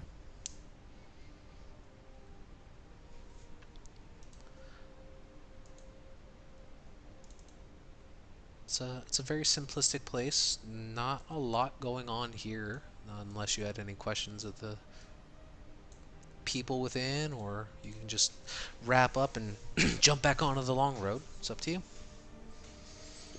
Do we stand out pretty glaringly here? You do notice. Make a perception check, actually.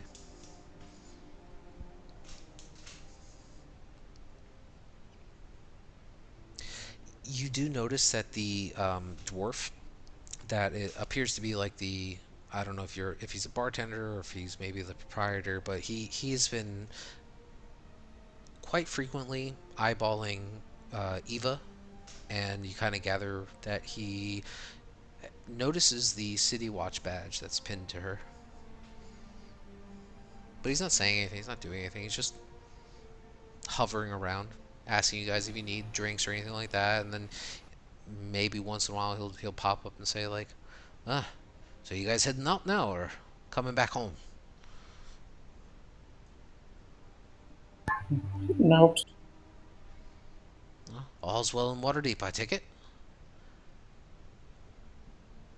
Well as any thriving city, I suppose. Plenty of issues. I don't see many of you City Watch folk getting out this far. Where y'all heading? I wouldn't say we're a city watch. Ava notices the badge and tucks it away somewhere. I don't want to retcon, but I think in general she wouldn't wear it openly. Okay. Well, whatever your We're more of business. freelancers. Ah, is that right now? Heading anywhere in Yeah. particular? All the way to Mirabar. Say again? All the way to Mirabar. It's a bit of a journey for someone of your stature. What do y'all need in the Dwarven City?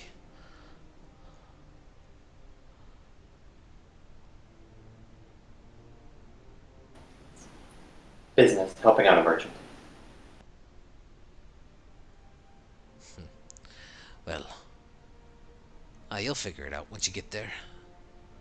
Anyway, safe travels. Sir, Aye? do you so happen to know, and I believe one of their names was Alexander. The people that we ran into that were trying to steal the horses, I give them like a description and their names that I've heard. Have they, do they frequent here?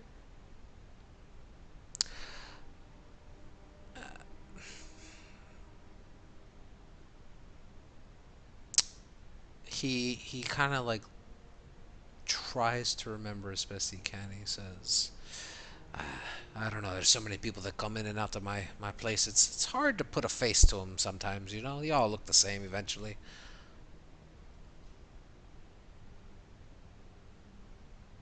Can I hand? I'll hand them a gold. Does this refresh your memory? He takes it.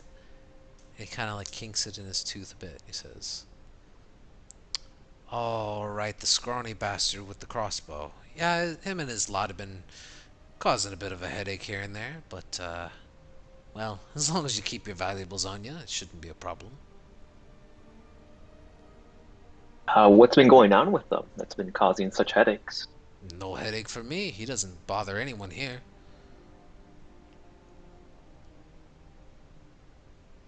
So they do frequent this place. I can't remember. Well, if you happen to see him, maybe tell him to. He was pretty close to making a very bad choice. Little petty thievery is one thing, but stealing 6 horses will get you hanged. Well, I'm sure they won't do anything that'll put him out to dry. He at least knows when he's outmatched, I think. But, he doesn't live here, and what he does isn't really my problem, as long as he ain't causing trouble for me and mine.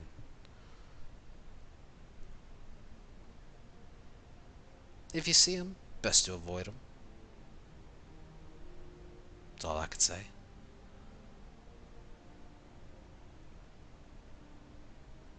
Thank you very much. Alright, right pleasure.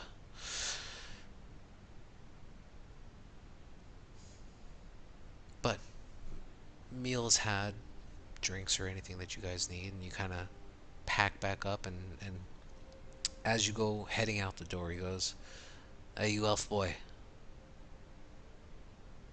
It's one thing I did forget to mention. Just, if you're heading north, just be careful. There's been some Sightons dragons around. Sorry, who did he say this to? You. Okay, sorry. Dragons. How? Like, what kind of dragons? I Like don't know. I haven't this seen them kind of myself. dragon, or the flying kind? The one Kind of that'll end you gesturing up. to a Calarian. The one that'll make you dead.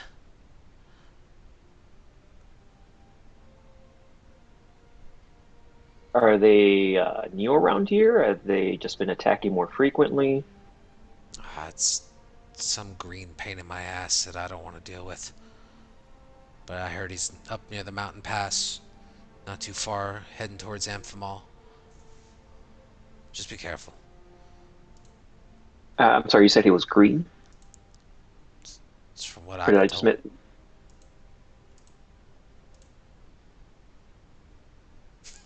Thank you for the advice, and I'll hand him another gold. Sure, he takes it. But you guys kind of pack up your stuff. You push back out, and you continue pressing on along the high road. As soon as we're out of town, they're just gonna find herself near Tizio and look over and say, "Hey, Tizio, What up, girl? you, your family was rich, weren't they?" I don't know what you're talking about. Just, trying to, place seems pretty empty. Just trying to, keep the place up and running. Thought you might want to know that you tend to overpay for things. Do I really? I've been. Well, next time I will look at you next time I'm gonna pay something, and you let me know if I'm overpaid.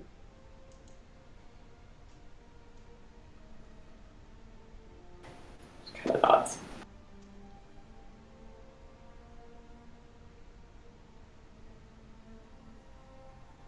Cool. Okay. So, who is leading as you guys are kind of heading on towards your next destination?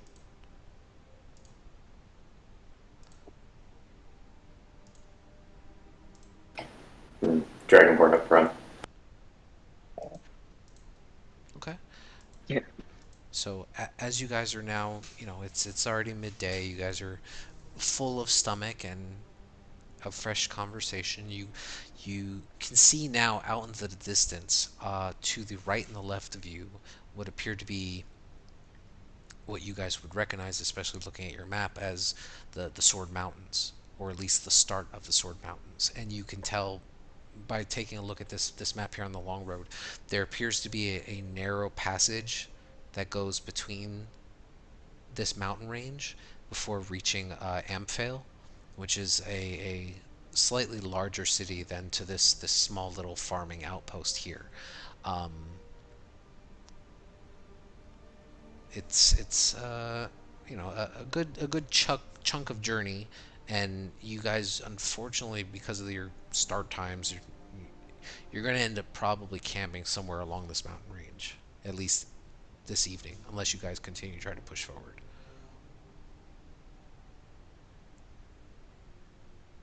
Oh, we should have pushed. First day. Get it over with.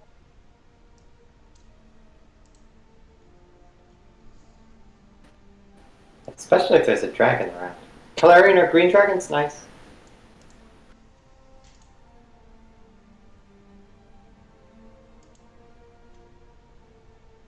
Does Perry know anything about dragons?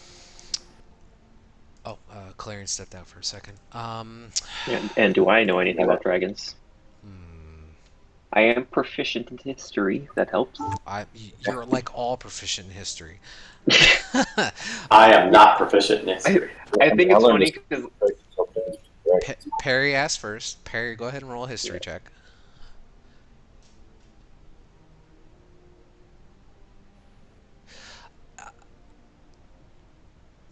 I mean, in general, whenever people start talking about dragons, it's usually never in the good sense. It's you can't recall too much about green dragons other than it's not a great idea to be engaged with one if you can avoid it. Did he mention how big the dragon was? Nope.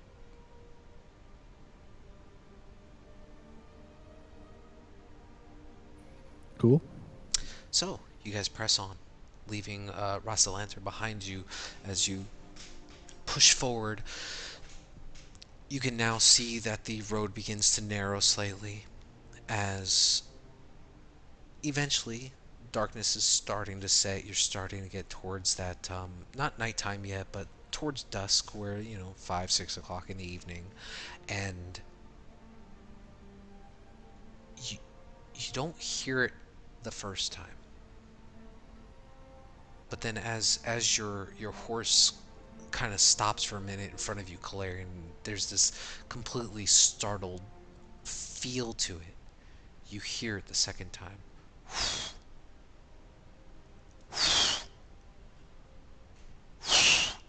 And you kind of look, and off to the east side of you, overlooking this mountainous pass that you guys are kind of traversing through the middle of, this green looking dragon is now beelining it straight for you guys. A loud roar is released from its lips. And as it kind of slams down in front of you. I need everybody to roll initiative. Yay! Give me a second. Ellis says, "Yippee-ki-yay! It's time to ride a dragon, boys!" Hello. What are you guys doing? It's because you rolled a 1. Cool. Sounds So fun. We don't have a token. hold on. Oh, we will in a second. You will in a Okay. minute. I need to, because this is a kind of a grassland map, but this will work. So Green dragons, yeah. grasslands. That makes sense. It makes sense. Well, it's a mountain range. I don't have a freaking mountain range map because I didn't expect you to roll this. What we need to do is mortally wound it, follow it back to its lair, and collect all its gold. Wow. You can make a perception check. It's a powder dragon. Where are you guys gonna situate yourselves on the map? Is the question. I mean, we were riding on our horses, right? Yeah, So we're you still were kinda riding on them? horses, so you're kind of on the horses, kind of like somewhere along the center trail, we'll say. Nice and grouped up for some dragon fire. Well, I mean, you guys can give yourselves a little bit of space, but we know like Calarian will say is like up front, and you guys are heading. This is north, so you guys are kind of heading that way. As soon as I see a dragon, I feel like I would take cover. So, That you're gonna try to take cover. yeah, Okay. I'm like this big rock.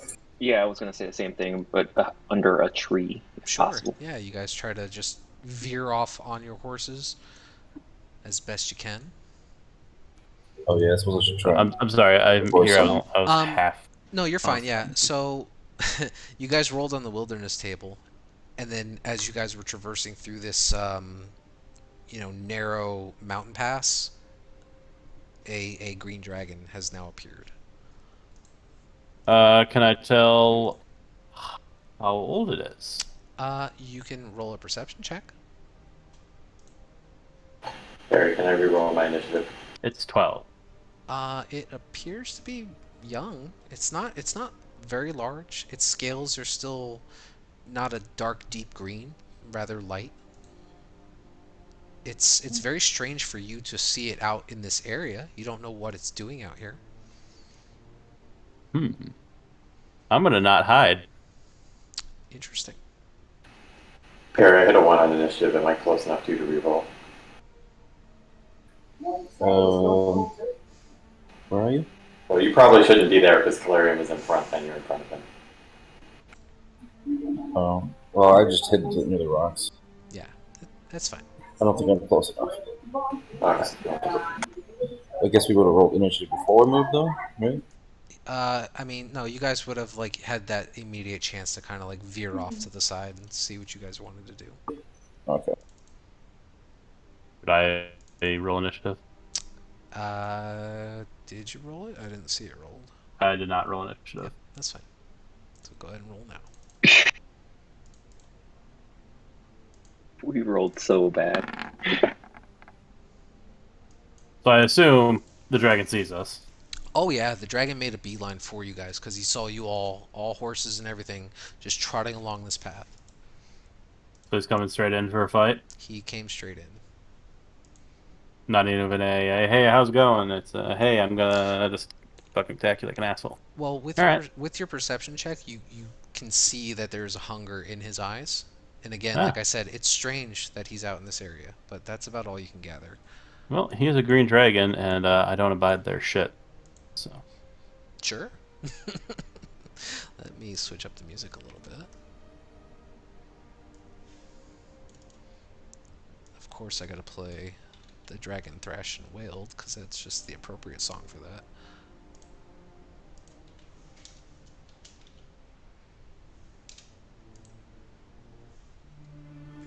Oh.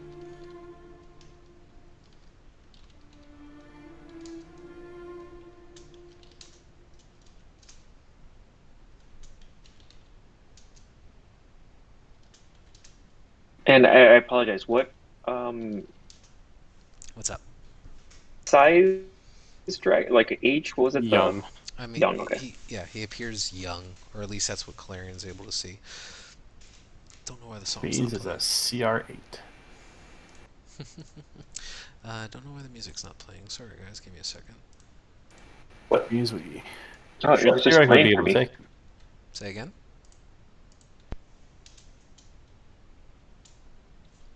What'd you say? Who? I don't know. Somebody said something. Oh. I was going to ask, what is well known enough about dragons that we might know it? Like, do we know anything about what a green dragon is versus another color of dragon? I mean, Clarion, you would know that green dragons are not typically friendly. They're not here to Well, say, they're hey, what's chromatic. up? Yeah. Chromatic dragons are inherently evil. So, I mean, just on an instinctual level, I mean, Clarion would know, like, well, there was definitely intent in his eyes, and he came straight at us, like, don't know Aggressively. much more than that. Yeah. I'm not Googling the monsters. It's in the compendium. Mm-hmm. I will take a screenshot right now. After I close this tab and this tab and this tab. No, I will. Anyway, so this large green dragon just immediately slams down all 4 feet onto the ground, and there's a shake and a tremor as he lands right next to you, Ellis. And Perry, you kind of stumble a little bit behind the rock. There's this loud and he just looks and sees you, Calarian, eyes meeting. Oh, he's at the top of the initiative order. That's awesome. Bad for us. He immediately is just going to, once his eyes meet yours, you can see that there's like this saliva that is starting to emanate from the sides of his mouth, and he says, "What a tasty snack!"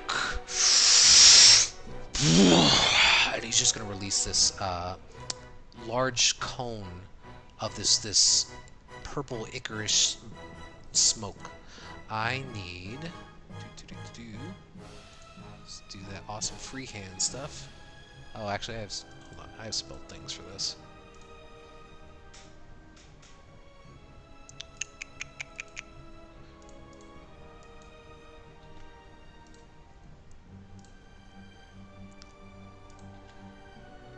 Hey, that's a thing. Cool, it's just me.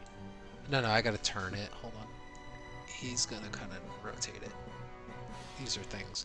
I need Talum and Calarian to make, I believe it's a Constitution save. It is. Yes, make a Constitution save. Stop looking up stats, Calarian. I know it's green. Green is fucking green and bronze share the same fucking thing. Okay. So, wow, you both rolled nat Holy 20s. shit, Gonzalez. What? All right. So this dark poisonous gas just starts to emanate from his mouth, and he just like angrily it encompasses you and the trees, and you can see that the trees begin to like kind of brown on its edges a little bit, and he just kind of rears back his head and looks at you guys. That'll end his turn. Ellis. Oh wait, we don't take any damage. I will say. Actually, half on. You're right. You had to say something. Half. Thank you. Yeah, Thank I you do for have to being say something. honest. Thank you for being honest.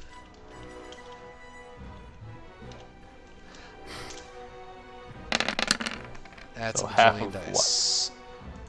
So you both take 15 points of poison damage.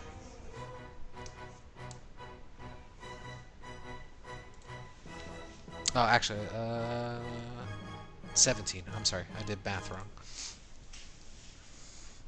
Can you Yeah. do it And more wrong? unconscious. What? Can you do it more wrong to benefit us? I, Even though my character hates chromatic dragons, it's still dragon, and I'll be fine. We'll just we're kill probably it. a little underpowered for it. We'll be fine. We'll be fine. It's a dragon. we'll see. Nay. So, Ellis, this dragon lands not looking at you, almost crushing you, and then just kind of releases this poisonous gas at your friends. I will jump off my horse and say, "Fuck Griffin, this is great!" And I will go Yeah. into a rage. Uh-huh. I know And you're- I am going to use my first attack to try and ride it, aka grapple. You're gonna try to grab. Okay. While that's happening, I need Calarian and Talon to just roll a d20 for me for your horses.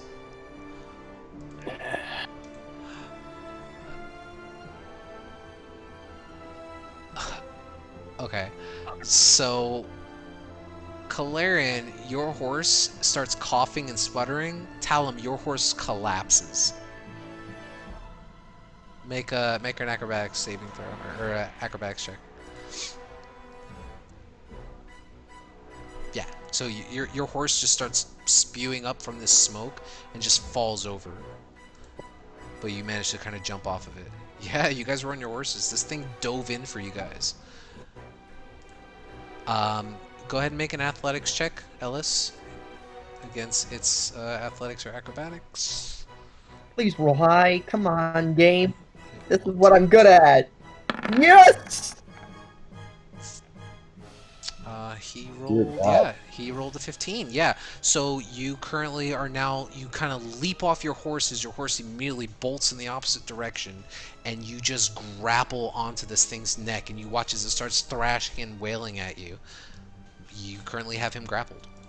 Woohoo! All right. That was a fucking dragon, Jesus Christ. It's a I'm really going good to roll. reckless attack with my claws. Reckless. Okay. I mean, so if you're grappling it, how many attacks are you actually going to be able to get in with it? Just one punch? Because you got to hold on to it, right? No, I have two. Because I'm using my claws. Right, but you're also holding on to it. So how Yeah, do you but- grapple and punch at the same time? Release one hand, punch, release Yeah, the other, punch. I'm one hand riding it. Sure. That's I know that's kind of how like grapple technically works. Is as long as you have a one-handed weapon, and it doesn't. My claws don't work like two weapon fighting. Okay. As long as I'm not holding anything, like I don't know. You're I can holding a dragon. whatever you roll. Yeah. No. All right. So yeah. So you're holding onto it as tight as you can, and you just start punching with your other hand. Go for it. Yeah, that definitely hits. Yes. That Great. is awesome. Do I get a second attack? Yes. Okay.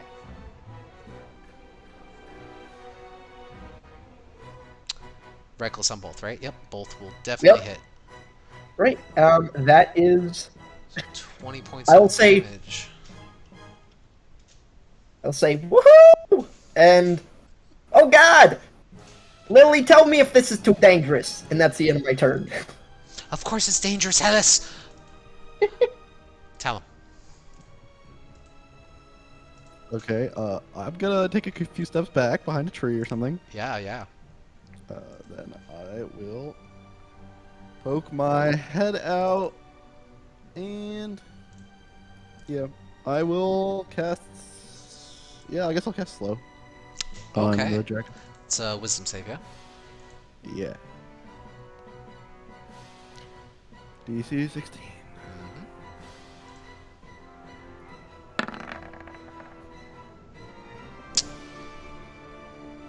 No, he fails. So he is slowed.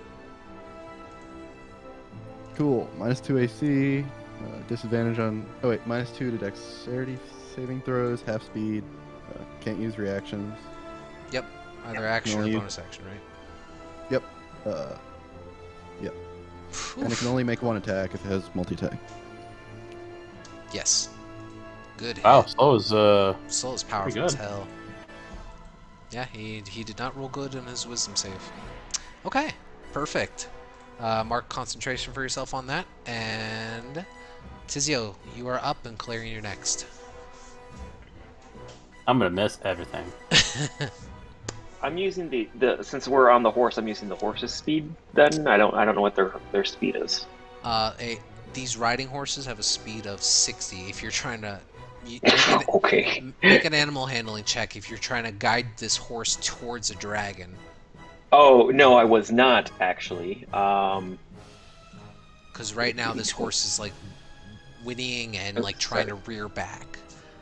I no, I wanted to ride back actually, and yeah, I want to get off, and if it takes an action, I'm fine with it. I want to tie the horse Oh, okay. to So the tree or something. yeah, I would say it would be an action to secure the horse. Oh wait, I can go down further. Yeah, I'm gonna take him down to the other tree instead. That's fine. Oh, okay. Easy enough to do. You secure your horse towards a nearby tree. And then I will just just take it easy there, big guy. Take it easy, all right? Okay. And if I have any movement, I'd move closer to the dragon. But if I don't, that's fine. Yeah, I'd say you're using the horse's movement, then kind of hopping down. Yeah. But you're starting to work your way back. No, yeah, and that'll be my turn. Oh, okay. Calarian, Perry up next. All right, I'm gonna move up to it. Yes. I get advantage when it's grappled, right? You do. Okay. I believe. So I'm gonna cast Hunter's Mark on it. I think you only get advantage. Hold if on. it's restrained. Yeah, I'm checking. Grapple creature 0, can't benefit from speed. No, does not have advantage unless he was restrained. If he was restrained, you get advantage. Okay. Sorry. Either way, so Hunter's Mark. Yes, he is hunter smart. And let's hope I don't fucking miss. Hey, I missed. Extra attack. That should hit. You're right next to Perry though, so you probably, if he wants to spend his reaction. Of course. Take What? it. You can re-roll your 1 Oh. because you Well, then I feel guess- you feel very lucky for some reason. Alright. Then yes, I guess 19 will be it. Yeah, so 14. 19 definitely hits, 14 misses unfortunately. Alright, so the 19 I'm gonna add on Divine Smite. Yeah, go for it. So that's yeah.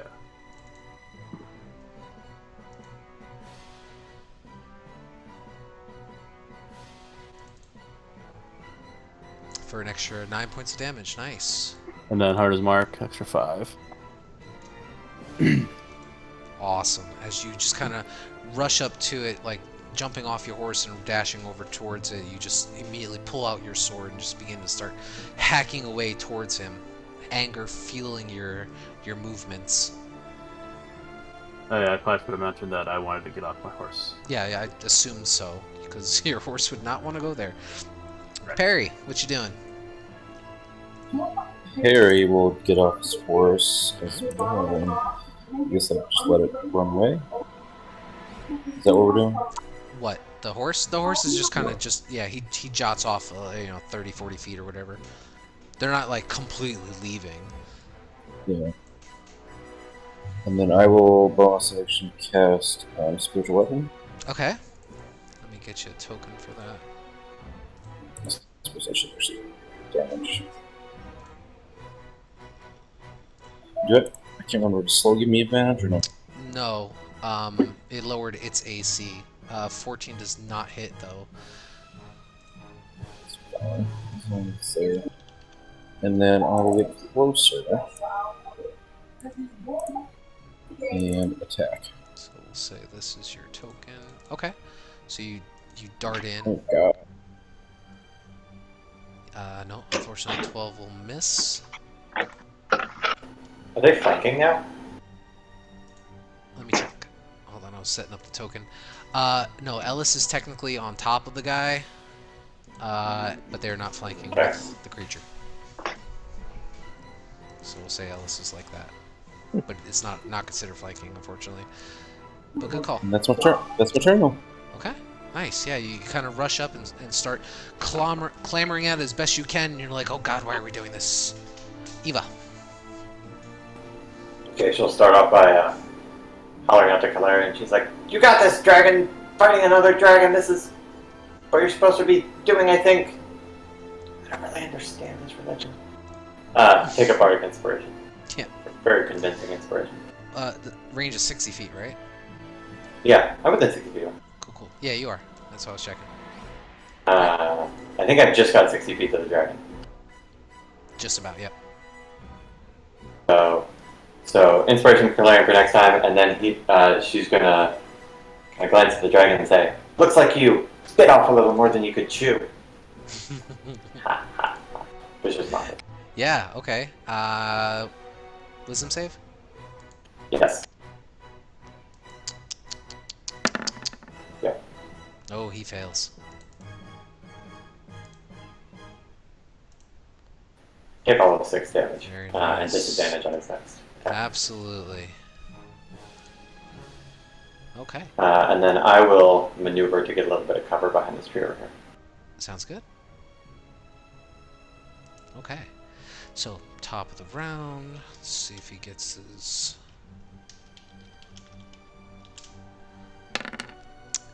Okay. Kind of looks around towards the group of you and sees that like Ellis is currently like grabbing onto him, and then at the same time he's feeling really lethargic. You see him moving around. He's just not happy with the whole situation on here. He's just trying to take off, isn't he? Little shit. He is actually, yeah. He's gonna, even though his speed is 0 with the grapple, he still has his fly speed, so he's immediately gonna start lifting himself up into the air. Ellis, make a strength saving throw for me. Cut his fucking wings off. Rend that shit. He is half speed though. Yeah, it's half speed. He's using his action to fly up as high as he can right now. I don't know if it makes a difference, but I will try and hang on. Yeah, So- yeah, that's why I said make a strength saving throw. Oh, okay, cool. I assumed you were gonna try to hang on. No, 13 does not make it. It's a 17. Oh, do you get advantage on it? That's right. Okay, yeah. 15 is what you needed. Okay, yeah. So you watch as this dragon now begins to start flapping its wings and starts like pushing with all of his might. You just see him go, "Get off me!" and he's just trying to thrash you off, but you're holding on tight, and he starts lifting up into the air. He's now about 40 feet into the air, guys. But he's trying. You can see that he's like closing his eyes and trying to shake as best he can. He's gonna try to resist your slow. Clarion gets an opportunity attack, right? Clarion does. He fails. Ooh. He fails the save. Perry does as well. Perry used his reaction. Oh, yeah. Oh That's wait, right. he had his Oh. turn. Never mind. No, he had his No, turn. it's a new round. Yeah. So you can both Jeez. swing if you like. Yay! Yes, both hit. And Hunter's Mark. Absolutely. Look at you guys. Out of curiosity, Yes. on an opportunity attack like this, can Divine Smite be used? I think it's anytime you hit, right? Yeah. Yeah, I think it's whenever you hit, man. So yes, you can probably do it. Well, I don't like him, so. I'm on 16. 6 is not 16. It's a number close to 16. Oof. Closer than like 80. All right, yeah. So simultaneously, as he begins to start flapping his wings, actually, I don't think he has, because he's not an adult. Yeah, no, he just tries to fly up. Yeah, so he just starts pushing off the ground, trying to get out of that space, and you guys both just simultaneously swing at him towards his calves, and you can hear the as like some blood starts to be spattering down his legs. But he's now just kind of floating. He's up in the air. He's just kind of trying to hover aloft. Ellis, what are you doing? Well, I am officially riding a dragon, so You are. happy with myself, and yet also now philosophically thinking, what's my next goal gonna be? I'm going to stab him 3 more times. Go for it. Fuck him up. It's gonna be reckless, so. Yeah. 1, 2, 3. All hit. Ooh, Damn. golly. 19, 21, 27 points of damage. Good lord. Yeah, he is not looking happy. You can see now that as you're kind of like punching into the back of his like green scales on the back side of his neck, and he's like just taking a beating, punch after punch, and you're starting to really work into him. Just blood is starting to pour all along your arms now. Oh, I am also very satisfied that my suit is finally getting bloody after all this time. You're still wearing your suit? Okay. Oh, yeah, I If you're bought wearing- this suit yeah. for the rest of the adventure. Okay, so you're not wearing armor then, I never wear armor. and you're naturally at That's- 16. that's That's true. pretty cool. I suppose there's that. I forgot your. Yeah, I have unarmored movement in my... Because I have the dwarven belt, my AC is now 16 because it's my dex of 14 and my con of 18, so it's plus 6. Insane. Well, you're just full of surprises. You are Yep. just. There's blood now all down the front of your white suit. Woohoo! That's why I bought it. You're not gonna wash it either, are you? Nope. Tell him, what are you doing? Tizio, you're next. About how far from the dragon would I be at this point? Let's see. So, You make him do Pythagorean theorem. Would you say like 90 feet at most? 40 feet up, 30 feet out. Yeah, about 90 or so, maybe. I think so we're 30 and supposed to 40 be- is we're supposed 50 to be- I don't actually. know. I can't do math. Yeah. Who Yeah, knows? I will. So he's still slowed because he failed his save. So Yep. I will cast Tasha's Mind Whip. Okay, so how far would you say? Not 40 feet up, 30 feet away? Yeah, he's 50 feet away. 50 feet away. All right. No, it was 30. It was 30. So 30 and 40. It's 50 straight to him. Sounds good. I cast Tasha's Mind Whip. Yeah, he needs to resist that, hopefully. And then it has effects if he fails, which Yeah, I'll tell I'm you. just trying to see what save is this. In- Intelligence save. Okay. 18? That's a pass, so he takes half damage, so 7 damage. Okay, nice.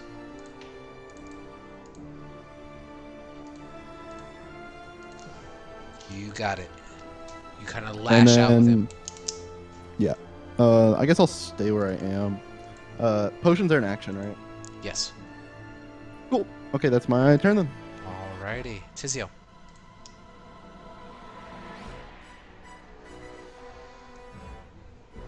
I'm gonna move up 30, I believe it is. Okay. Can I hit him from what's the distance from him there? Obviously, the whole him flying up. So kinda... yeah, so you are 60, 40, so somebody wants to do that for me. So that's Oh, hang on. that's 100 feet. He's 100 feet away from you. 'Cause 72.11. Thanks. 5, 10, 15, 20, 25, 30. Oh, I'm sorry. I can be there. So 90? You are from the previous 60 by 40 was 72.11 feet. Yeah, you're closer than 90 at this point, I think. Yeah. Yeah, I'm just gonna do my lightning launcher item. Obviously, I'm pulling up my armor and doing that. Yeah, go ahead and make a attack roll. 13 does not hit. The worst. And then I'll take my extra attack to do that again. 17 will hit this time. Cool. So the 13 damage. Oof. He's looking really rough. On a scale of 1 to 136, what would you say is that? I would say Calarian's about to take 2d12 psychic damage. Oh no, in my He turn. now has 136 hit points. Yeah. He chugged 3 potions and he is right back to full. How can he do that when he has no pockets? It's magic, man. He has It's a purse. D&D. Oh, It's Oh, D&D magic, Calarian. then. So, Then I alright. summon Carsmere and stab him with it. I- Tizio, you blast him in the center of the chest with this bolt of electrical energy, and as it kind of thrashes into him, there's now a large wound in the center of his chest. I forgot my question. Never mind. Go on. Okay, is that end your turn? Yeah, I can't really do much for bonus. So yeah. Calarian, this dragon is now hovering above you. You can see blood now dripping profusely from the center of its chest. What? Oh, that's. Do I have?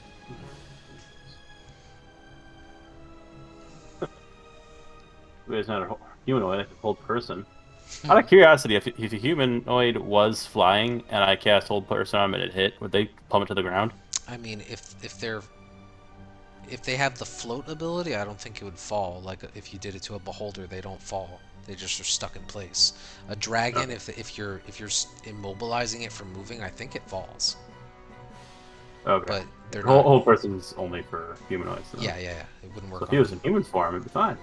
Yeah, absolutely. I think hold monster is 5th level. You could hold an attack for when it hits the ground. You could, or you could throw a javelin at it. Yeah, Or but control. that one's pretty weak. What is it rated on? Or maybe you have another like. What you So. doing, Clarion? I'm just looking at the range of javelin. I'd be rolling with disadvantage, basically. It's 40-80, right? It's 120. Ah, that's right. So Jump and throw it. What are you doing? I can't jump 10 feet. What are you doing, Clarion? Thinking. If I want to ready an action, that means I can't do anything else, right? You can move. You could do a bonus action and then hold your. You can ready an action. So lay on hands is not a bonus action. No, I think that's an action to do. So I couldn't do that and ready an action. Okay, so I'm just gonna. Yeah, that jump ring would have been great right now.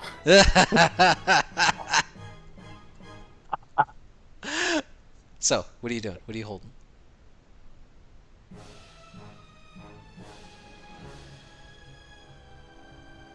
Do we lose Calarian? No, I'm Oh, okay. here. No, you're rushing me. Yeah, about to. Just trying to keep combat flowing is all. Yeah, 1d6 and shit. I'll just ready. Well, I'll lay on hands my. No, ready in action. That's the final answer. Okay, what action are you readying? I'm readying my sword to stab it in its belly or whatever I can stab it into. You got it. When an enemy gets in range. Perry, what are you doing? Perry will move his bonus action, move his spiritual sword 20 feet in the air.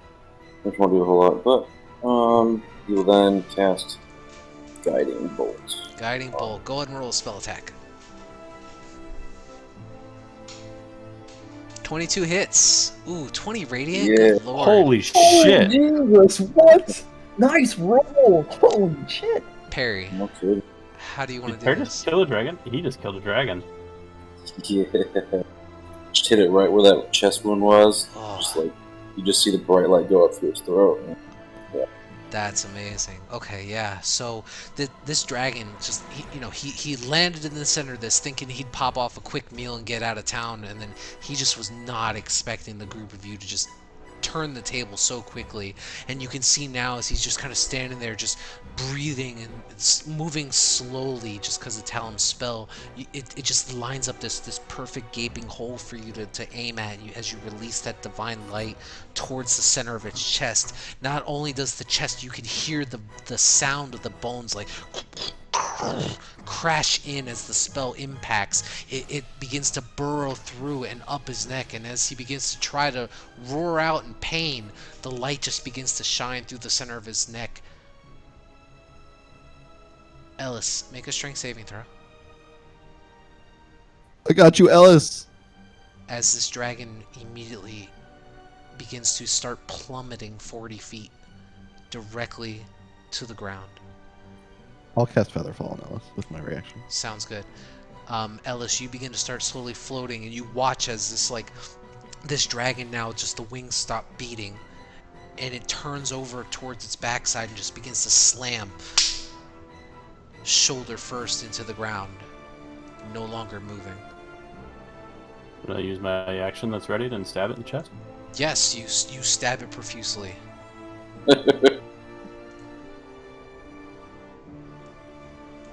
Wow, guys. I did it. I killed the dragon. Am I floating down with Featherfall? Yes, Yep. you are floating down slowly. Okay. Hey, look! He finally prepared it, guys. What do you think I did the 10 days I wasn't around? I was learning spells just for you, Ellis. That was great. Whee! Guys, I rode a dragon. That was... Guys, imagine what would happen if I set the goal every day. Imagine what we could accomplish. Be careful with what you set a goal for, Ellis. Pretty soon you're going to be doing the square dance to an Elithid or something. Whatever that may be. Can I... Sorry. I'll go have ahead. to develop Oh, you're fine. a new conquest. He was going to appear at the dragon body. Can we do anything with it? I was just thinking, Was there great time to have a cart. was there anything in Volo's book about useful parts of a dragon or anything?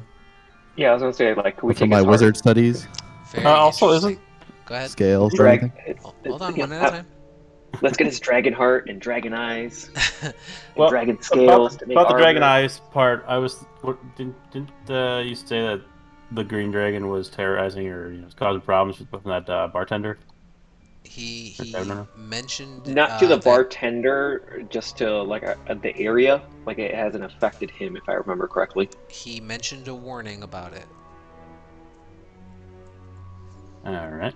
I feel like we could take its head back to him and be like, problem solved. We're kind of moving in a certain direction. I don't know if we should turn around a whole day just to It's not like he offered his flex wine. on the barkeep. To be honest, I think the next town's larger. I think there's a better chance someone will Well, either way, appreciate what we did there. take its head. So, Okay, Can I loot his body? make an investigation check. Talum, let's see if you got anything on. you kind of flip through Volo's book. Make a medicine check. No, this would be just make an intelligence check with advantage as you kind of pour through this book, just to see if Volo put any notes in there about dragons. Okay. Tell him with the nat 20s tonight. So as you kind of look through Volo's Guide to Monsters, it's the book is more encounters with and experiences that he says he's experienced going through his career as an adventurer. He does make note that there are beneficial properties of particular dragons. He made a reference that maybe the venom sac of a green dragon could be used to distill certain poisons. There are other bits of dragons, and he kind of clambers on for a little bit in the text, but he doesn't get into too many specifics about like what could be harvested. But it does explicitly say, like, if you properly harvest the venom sac from its chest, that you could potentially make really good poisons from it. And as you kind of look over, you see that there's a gaping hole in this dragon's chest. I don't know. Can I try to harvest it, I guess? Make a medicine check. Can I, Oof. I know this is kind of weird, but like, oh well, I guess I don't necessarily. I just thematic versus I might try and help because I do have poison resistance. So if it's like that's gonna be an issue. I would say roll a separate medicine check, Ellis. Okay.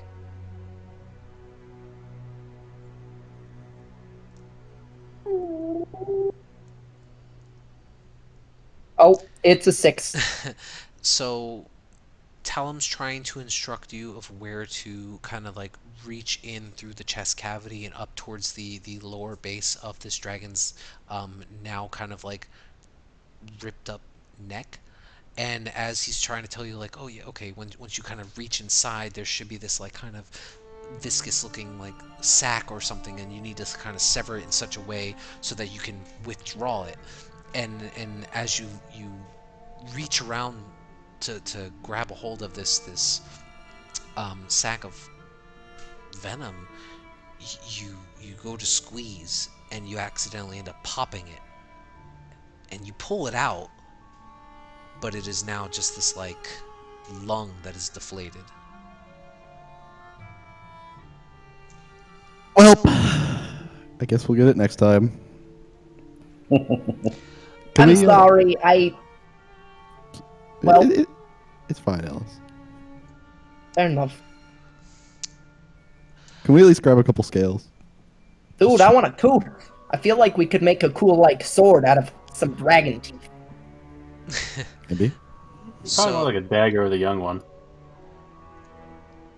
So Tizio, doing an investigation check of this dragon. I mean, it doesn't have any like pouches or anything like that. You don't see anything on its person. You do see that while this dragon is way larger than you. Obviously, it's it's a good 10 to 15 feet long or so. The scales are a light lime green color, and Calarian kind of indicates like that's one of the indicators of its age. Other than that, you don't really find much. If you guys are trying to harvest scales, who's trying to harvest? Perry will join in that. Okay, so for each of you that are trying to harvest scales off this dragon, make a medicine check. I have a thought Yeah. for Ellis. So it has teeth, and you like to punch things, and you could turn, get some teeth, and like a gauntlet or something out of it with teeth. Well, my punching things is more like a creepy bestial transformation, so I don't actually use my fist.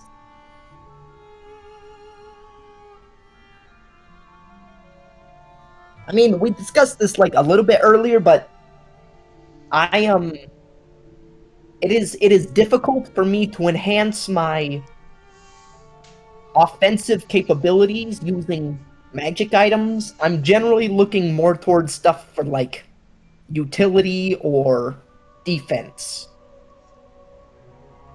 AKA my sick ass belt.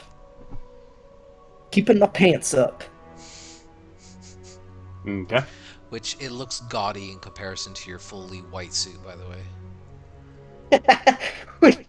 I almost look like It what? looks- Like a I don't sumo? even. No, I will find. I have something in my head, but I can't remember what the name of the person is. I will find it and show you, but it looks terrible. It's like, yeah, this is the most coolest looking suit that I could find, but I ran out of money and couldn't afford the proper belt for it. Nice. It's hilarious. Okay, so for you guys trying to harvest scales, this will take you probably the better part of like 2 hours, but you can sit there as the sun is beginning to set and start working on harvesting these scales. I'd say you'd probably gather between the three of you, maybe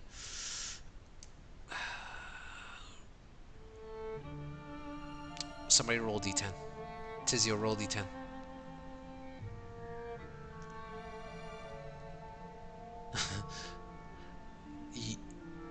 You gather about 10 pounds of dragon scale.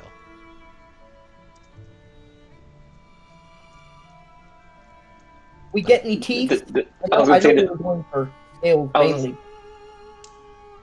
What's up, Tizio? Sorry, Ellis was on the same page as I was in a second, but is like 10 pounds of scale like how many like does it matter how many scales we have or no? I mean, what are you trying to do with the scales? No, I was just wondering like, oh, you guys have 10 scales, each one is a pound, or is it just 10 pounds worth of scales? You have 10 pounds of scales. I'm not going to get Okay. into the No, that's fine. physics Yeah, of it. no, something I wanted to do is, obviously this is a dragon. I wanted to try and get a tooth for everyone, as a memorabilia, I guess. Sure. So you are spending the better part of 2 hours doing this. If you wanted to spend more time to try to pull out teeth after, you I'll can. help him pull teeth. Okay, so go ahead and make a Maybe medicine down check, there. Calarian. Because we'll say you guys, yeah, because you guys are kind of dictating what task you're trying to do. And Ellis, you're trying to get teeth too. Well, I was thinking it would be really cool to have like a dragon tooth greatsword. Probably not a thing with a young one, or even any, honestly. Ellis has high dreams. All right. Do not crush them. Make a medicine check, Ellis. I also feel like if we came across a dragon with teeth big enough to make a greatsword, we probably wouldn't do too hot against it. So between the Well, two of you, You while you put the guys, teeth like on the blade, and it's like You're talking like It's like kind a of- like Aztec, nails in a bat. or like Yeah, an yeah, Aztec exactly. club thing. Yep. I get you. I get you. So between the two of you, Calarian and Ellis, you get rather excited. You start like trying to lift up and pry out these teeth, and um, as you do so, you manage to get maybe about 6 or so. The rest of them start snapping and breaking in places, or they're jammed in there really hard. I mean, I feel good that I broke dragon teeth. Absolutely. Hey, sweet. We can You, either you got 6 total from all of us? Yeah, between the two of you, Okay. you have 6 total teeth. Okay. So 1 for everybody. or 6 for me. Make a. No, I'm just kidding. You guys can all have it. That's what we can have because this is probably the toughest opponent we've had to fight.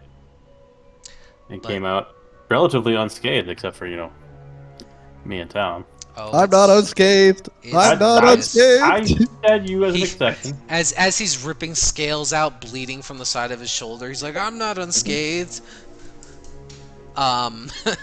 So with that, I mean, the sun now. By the time you guys are done with all this, it is dark.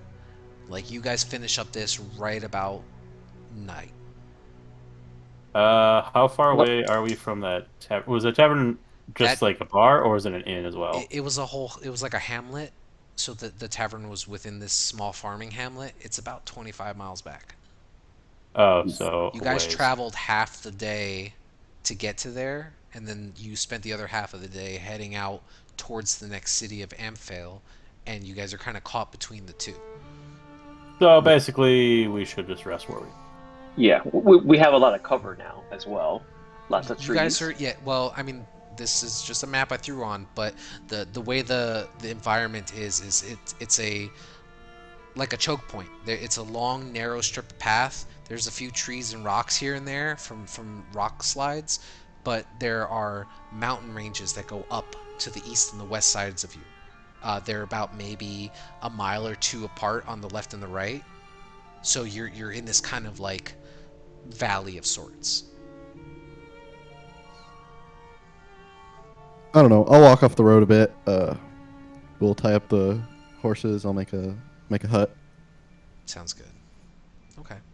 And what we'll do is we will wrap up the session there, and then we'll pick back up where you guys do some checks for the evening, and then hopefully get a long rest and move on to the next day.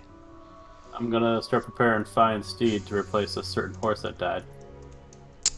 But that's for next time. Yeah, I mean, as you guys kind of collect up your horses, Talum's horse is the only one that died. Well, you can have mine, and I can summon my ghostly horse thing. You could always Spirit. go with an elk. I don't. Just give Wanna Talum know. his elk. Just give Talum his elk. Okay. No, yo, I'll take your horse, Claire. Thank you. I appreciate it. Yeah, it's hurt pretty bad. It moves a little bit slower than the rest because Can I ingested cure physician. wounds? it ingested Well- a lot of poison. It's just going to take some time for it to work out of its system. It needs to rest. It needs to be tended to. It's not like it's Or- on death's door. Or I can lay on hands of it. That is up to you. Do you want to do that? Well, if we're going to be resting, pretty much, it's going to recover after a long rest, anyways. So Okay.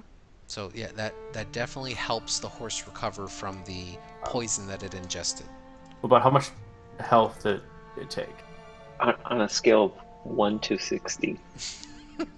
Or whatever its health is. I mean, like I guess I want to know how many points of lay on hands am I using to heal this horse? to just full? you're using one just to get rid of the poison issue. That's the biggest problem. Like it was kind of lethargic because it was coughing from poison. So it's a nonchalant thing. It's not a big deal. Okay. But overnight, hopefully it'll rest and be able to heal up any of its wounds like normal.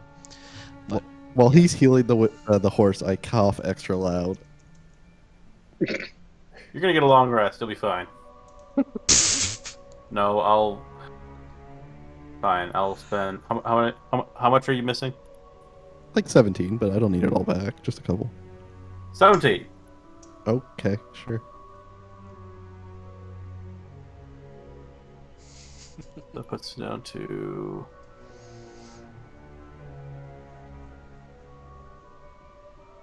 down to 7. Alright, then I guess I'm going to use the remaining 7 on myself. And hopefully nothing happens during the night next week. all right, Wink, yeah. wink. And that's where we will pick up the session. As you guys are all getting settled in and situated for a night's rest, we'll find out what happens next session. Another black dragon comes over. And Great job, guys. You guys obliterated that damn thing. Yeah, Good, Talum MVP for the slow. I officially make note of it. It wasn't even 2 rounds. Ava didn't even go a second time. That was nuts. Yeah. Yeah. It's I think it's cool. actually the first dragon I've actually killed because in a different campaign it got away. Yeah. An asshole. Well, Was too it bad. silver? Too bad you don't know what his It was name black. is. Probably some like 37 syllable overly complex dragon name. Nope. But who cares now? His name He's was- dead. His name was Bob. His name is dead now. See, Name it's is not- John the matter. Green Dragon. Look, all I'm gonna say is that you just saved a bunch of adventurers' lives. Ah, But Is anyway, that a Here, good yeah. or a bad thing, though? it's a great thing. what if those adventurers are dicks? Yeah, exactly. Well, then. That means they're not going What to if pay they're- as much. What if they're the apparently. next D&D Hitler? Well, See, then that's what Alex is campaign right. 2 will Some be people about. aren't worth saving. Aren't we in campaign 2? What? No. Damn. Campaign and I 2 gotta would change- be after I gotta your guys' characters retire. I gotta change my notes. Oh. Campaign 2, episode 1. That's not how this works. Campaign. This is one solid campaign with many arcs. Well, I thought a campaign was like, hey, you do this whole story arc and it's done, and then okay, next one's new campaign. That's an adventure. That's an adventure, absolutely. That's called an arc. Or an arc. All right, we'll agree to disagree. Well, I hope everyone has a great week, and thank you so much for playing. I hope you guys had fun today. Definitely. I think so. Did you? Welcome to the Sword Coast.